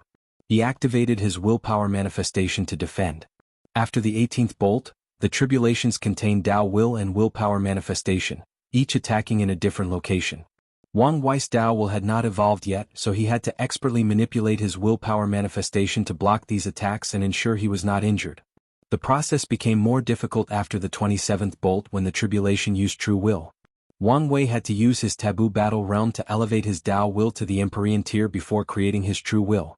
With this brilliant method he passed the tribulation without any injuries. He then calmly watched the red clouds dissipate. This was the best chance to make a move, yet nothing, Wang Wei thought with a frown. Supreme Unity's lack of movement had started to worry him. Could there be a party waiting for me when I ascend? Or is he planning something else? Wang Wei exhaled deeply before sitting cross-legged in the void.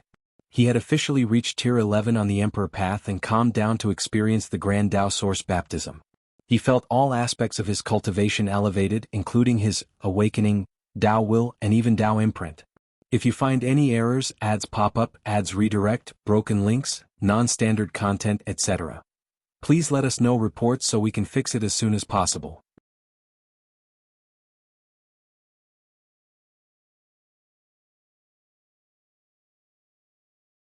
Chapter 1197A System of Conformity, and, I've retconned the previous chapter. Wang Wei is still in the second level of the Golden Body of Merit. The Grand Tao Source manifested before Wang Wei, and he calmly watched his Tao imprint change. There were more runes and the imprint was embedded deeper into his Tao, but all the changes had occurred on a surface level. It's harder to detect and erase, Wang Wei thought. More importantly, it now has the ability of motion. Before dying, all Empyreans could activate motion, and their Tao imprint would detach them from their Tao and move around the Grand Tao Source, making it harder for anyone to find it and kill them. Everlasting Empyreans do not have to use this ability since it's passive for them actively. It will immediately activate as long as their bodies and souls dissipate or stop working. Wang Wei then summoned his Tao will, feeling the slight change in essence. He could now suppress lower-tier Tao wills or even render them useless. Now that the Tao imprint had strengthened, the Tao will followed since one of its primary purposes was to grant Eternals and Everlasting an advantage over the lower Emperor class. Zoning, Wang Wei muttered. His Tao will gain this new ability to counter the motion, which allowed his will to search for a person's Tao imprint in the vast sea that is the Grand Tao Source. Wang Wei created his true will to test it out, and he was immediately satisfied with the result. More importantly, the zoning ability improved drastically. Once he adds his Karma Tao, tracking and eliminating people's imprints will be relatively easier. Once these two aspects finished elevating, Wang Wei felt the baptism headed for the next step, his awakening. Once he activated it, 11 fate palaces appeared above his head. They looked magnificent. They appeared less ethereal than before. It seems they are no longer a decoration and I can use them in battles, Wang Wei noticed. His mind went on overdrive, thinking about using them directly as weapons or, better yet, creating techniques that fit with the palaces. I guess that's better than nothing, he muttered before focusing on the remaining baptism. Nothing significant occurred until the flesh baptism. Third heaven? He muttered as he clenched his fist. His cultivation increased by 1 layer, a great benefit given his realm.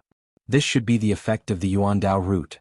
According to his calculations, the baptism should have only increased his strength by half of a heaven, meaning his flesh would increase from 74% to 75% Grand Tao Source. However, the effect of the Yuan Dao root was added for the last half. I'm now an Empyrean, but the process felt underwhelming. He shook his head. Despite this thought, he was happy with his strength, especially since he reached this realm at the young age of 1.5 Yuan epoch. It would have been much earlier had he not spent so much time on becoming an indestructible emperor. As he calmed down, Wang Wei started brewing an idea, but he still needed some data. Before that, he needed to get acclimated to his newfound power. He accessed the dream world and started fighting with the 50 Empyreans again, this time only using his cultivation and not his flesh. It took Wang Wei no time to acclimate to fighting with most of his abilities, except for the Grand Mist Wheel. The wheel, by itself, had no bearings in battle despite its size disparity between Empyreans. Ordinary Empyreans had a wheel between 6 to 9 zhang, while Everlasting went from 10 to 12. However, their size only indicates their advantages in creating worlds and life to help them cultivate. In simple terms, the bigger the wheel, the faster the cultivation. Despite the inherited classification of the Grand Mist Wheel, sentient beings are intelligent and innovative. As such, through the development of civilization, many ways have been created for the Grand Mist Wheel to be helpful in combat. The most common ones are using the world created as explosions or weapons, creating unique life forms that can fight side by side with their creator, or better yet, fuse with the creator to boost their strength. Lastly, reverse the Cosmos Grand Mist into the final Grand Mist to kill people. Wang Wei needed time to understand and use these tactics in battles, so he spent a few years fighting with these imprints. He did not waste much time since these 50 individuals were the perfect teachers. All of them have lived for so long that they've mastered these basic tactics. After opening his eyes, Wang Wei started deducing information and deriving new ideas. His purpose. How to make his Empyrean realm unique. He thought something new and unexpected would occur since he was an immeasurable emperor. Still nothing happened. No new ability, blessing from the heavens, or even a simple reward of merit. After an unknown amount of time, he opened his eyes with disappointment and realization. So, that's how it is, a system of conformity. No wonder I've had no success with the 2 Dao imprints experiment. Grand Dao encourages innovation and improvement during the realms of mortality, 0 to 9. That's how people get new cultivation systems, and the Di realm, Pseudo Dao will. However, from tier 10 to 12, everyone's cultivation must conform and follow a similar path. Wang Wei broke the mold in the Great Emperor realm by becoming an immeasurable emperor, but that was as far as he could go, as far as Grand Dao would permit uniqueness and exceptionalism. Grand Dao wants everyone to conform and, through the slow and tedious process of cultivation, lose their ingenuity and innovative spirit. However, once you've reached the peak of the Paragon realm, a cultivator must either regain that spirit or preserve it if they want the slightest chance at glancing at transcendence, he thought. Wang Wei was momentarily speechless. From a design perspective, this method was an excellent way to eliminate 999% of cultivators, blocking their way toward transcendence. It's a good way to eliminate those unworthy and cultivate only potent transcendence. However, as someone forced to conform and live in a specific way, he was far from happy or understanding. Cultivators have achieved immortality and think they've escaped the shackles of time, but in truth, it is their biggest enemy. Wang Wei sighed before becoming slightly angry. If he still had access to his science and technology world, he might have found a way to bypass Grand Dao's restrictions and remain unique in all 12 cultivation realms. There is no point in crying over spilled milk, he uttered. Anyways, I've always known that I needed to play the game before I could win it. He composed himself before continuing with the process of uncovering his strength. Wang Wei controlled his Dao imprint to begin stacking his Grand Dao boosts. Most of his previous boosts did not need an upgrade, so he started the process. The battle realm functioned the same way as the ancient fiend god realm. Every 2% of strength was 1-fold. Wang Wei had no issue with stacking until 5-fold when he received an immediate warning from heaven and earth that his power was too strong, even though he sealed the void battlefield. He had no choice but to enter the source chi space to continue. As he expected, Wang Wei reached the 10-fold battle realm, or a fighting prowess of 999%. However, he did not immediately reach taboo as he needed a key. So, he did a quick divination and knew the answer. I need to absorb another perfect tier or perfect energy on par with it? His lips twitched as he remembered something. Su Junyao. Is fate already scheming my meeting with her? He knew how rare perfect tier was, and who else would have perfect energy in the upper dimension besides Su Junyao? Wang Wei resisted the urge to swear. Forget it. He'll use the power of nothingness, this time around to achieve taboo. He already had an idea of how he would do that, so there was no problem. His body began to release a golden light and he calmly watched it. Wang Wei experienced a few disappointments during his retreat and breakthrough, and another one was his peak 2nd-level golden body of merit. He thought he would achieve the 3rd level after absorbing the rest of his merit, but he could not be more wrong. The difference between the 3rd and 2nd levels seems so vast that it appears impossible for anyone to achieve. He now understood that if not for the threat of that eldritch monster, he would never have achieved a peak 2nd level. If I want to achieve the 3rd level, I'll need to fulfill my destiny and get rid of the parasites, Wang Wei muttered with a frown. So, how the hell am I going to reach the unknown 4th level? He immediately realizes his plan will not work, meaning he needs another way to protect or hide from any half-step transcendence. Then, his mind went into overdrive. A heaven-deceiving formation should work, but Supreme Unity and Maitreya are not true heavenly Tao. They don't need to play by the rules and accept the deception from someone weaker than them. So, if I want this method to work, I need something of similar essence to use as the formation's core. Wang Wei's eyes shone brightly. The Devil Primogenitor's broken half-step transcendence artifact. He was immediately excited as this could work. The only issue was how to get to the trial in primordial chaos without these two knowing or interfering. Wang Wei did not mind such difficulty since he at least had a working direction. However, just as the joy was about to settle in, he suddenly thought of something, and his complexion turned dastardly ugly. If you find any errors, ads pop up, ads redirect, broken links, non-standard content, etc. Please let us know reports so we can fix it as soon as possible.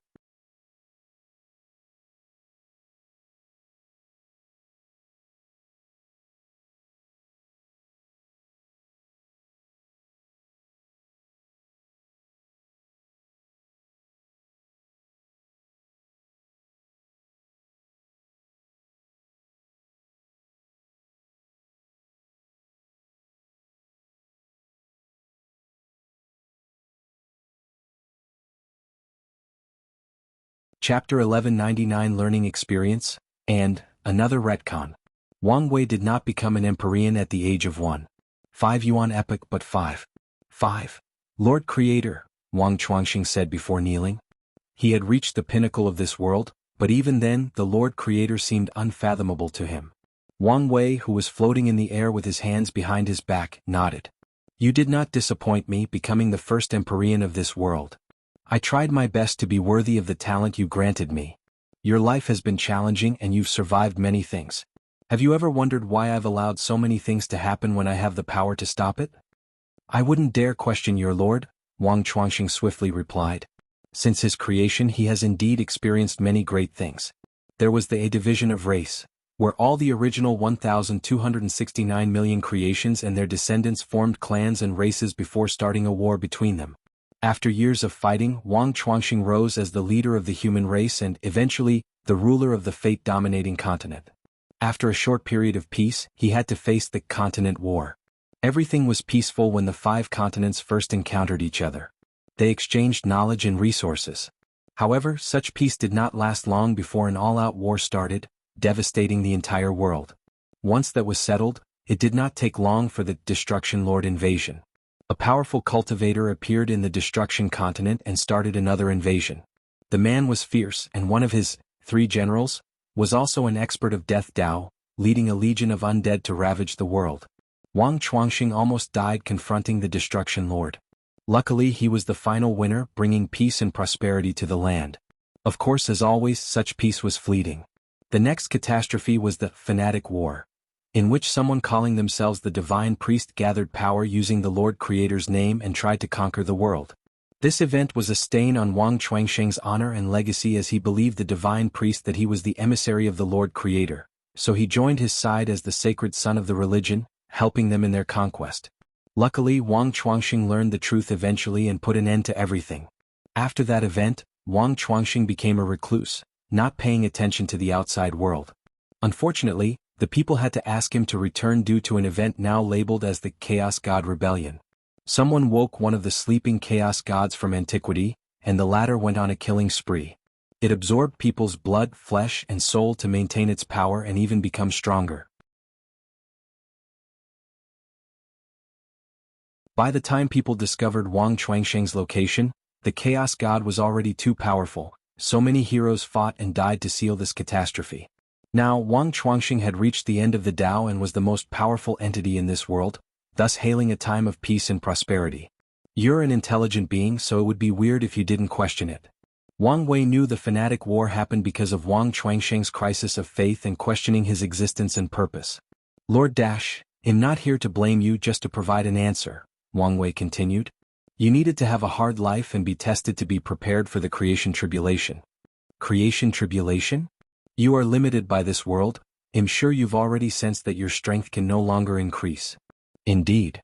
If you wish to leave this place and exist in the same universe that I do, you must survive a terrifying tribulation. And when I say terrifying, I mean terrifying. Wang Chuangxing's heart skipped a beat as he understood the underlying implications behind these words. Many things he had previously thought, deduced, and guessed became the truth in this short conversation. Do you want some last-minute preparation, or do you want to leave now?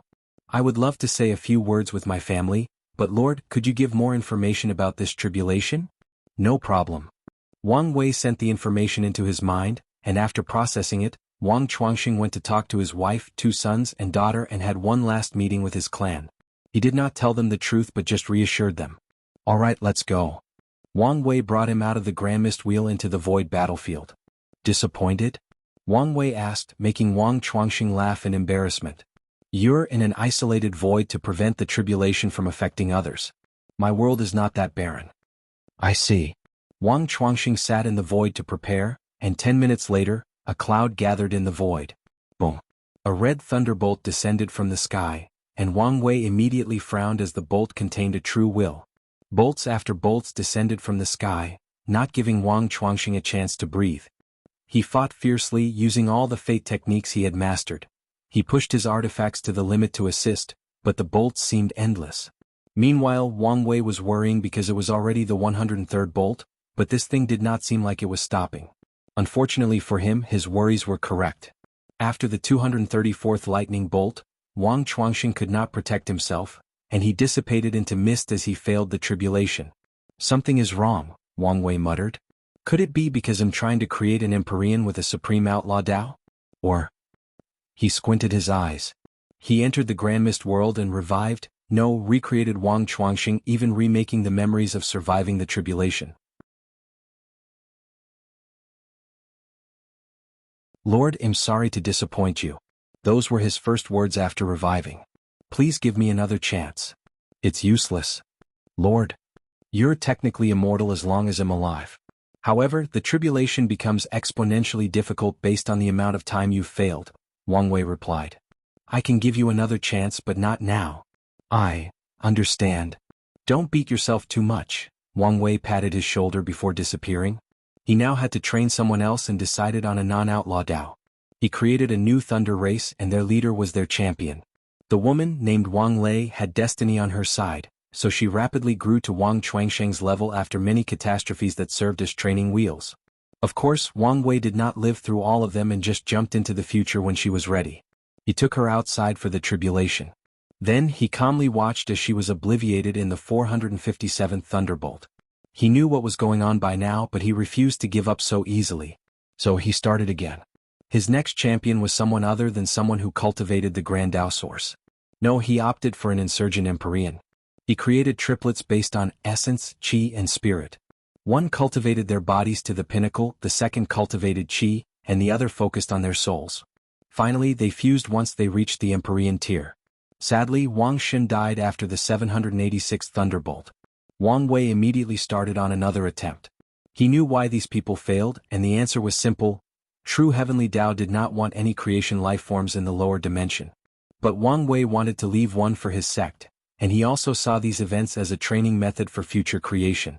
For this attempt, he created the 6th continent, the ability continent. In this continent, people did not cultivate. Instead, they would awaken a talent/ability and develop it to a higher level. The upside of this method was that the abilities were powerful, weird, and even considered balance-breaking. The downside is that the people in this continent had weak bodies, between Tier 0 and Tier 3, and shorter lifespans.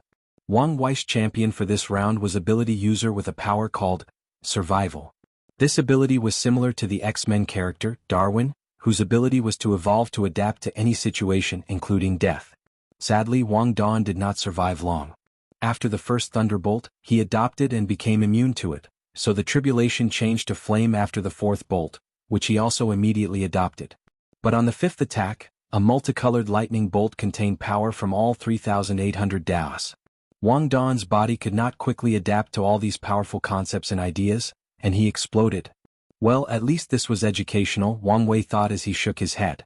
He stopped this pointless struggle and returned to his retreat. He closed his eyes to enter his cultivation state, and his mouth twitched.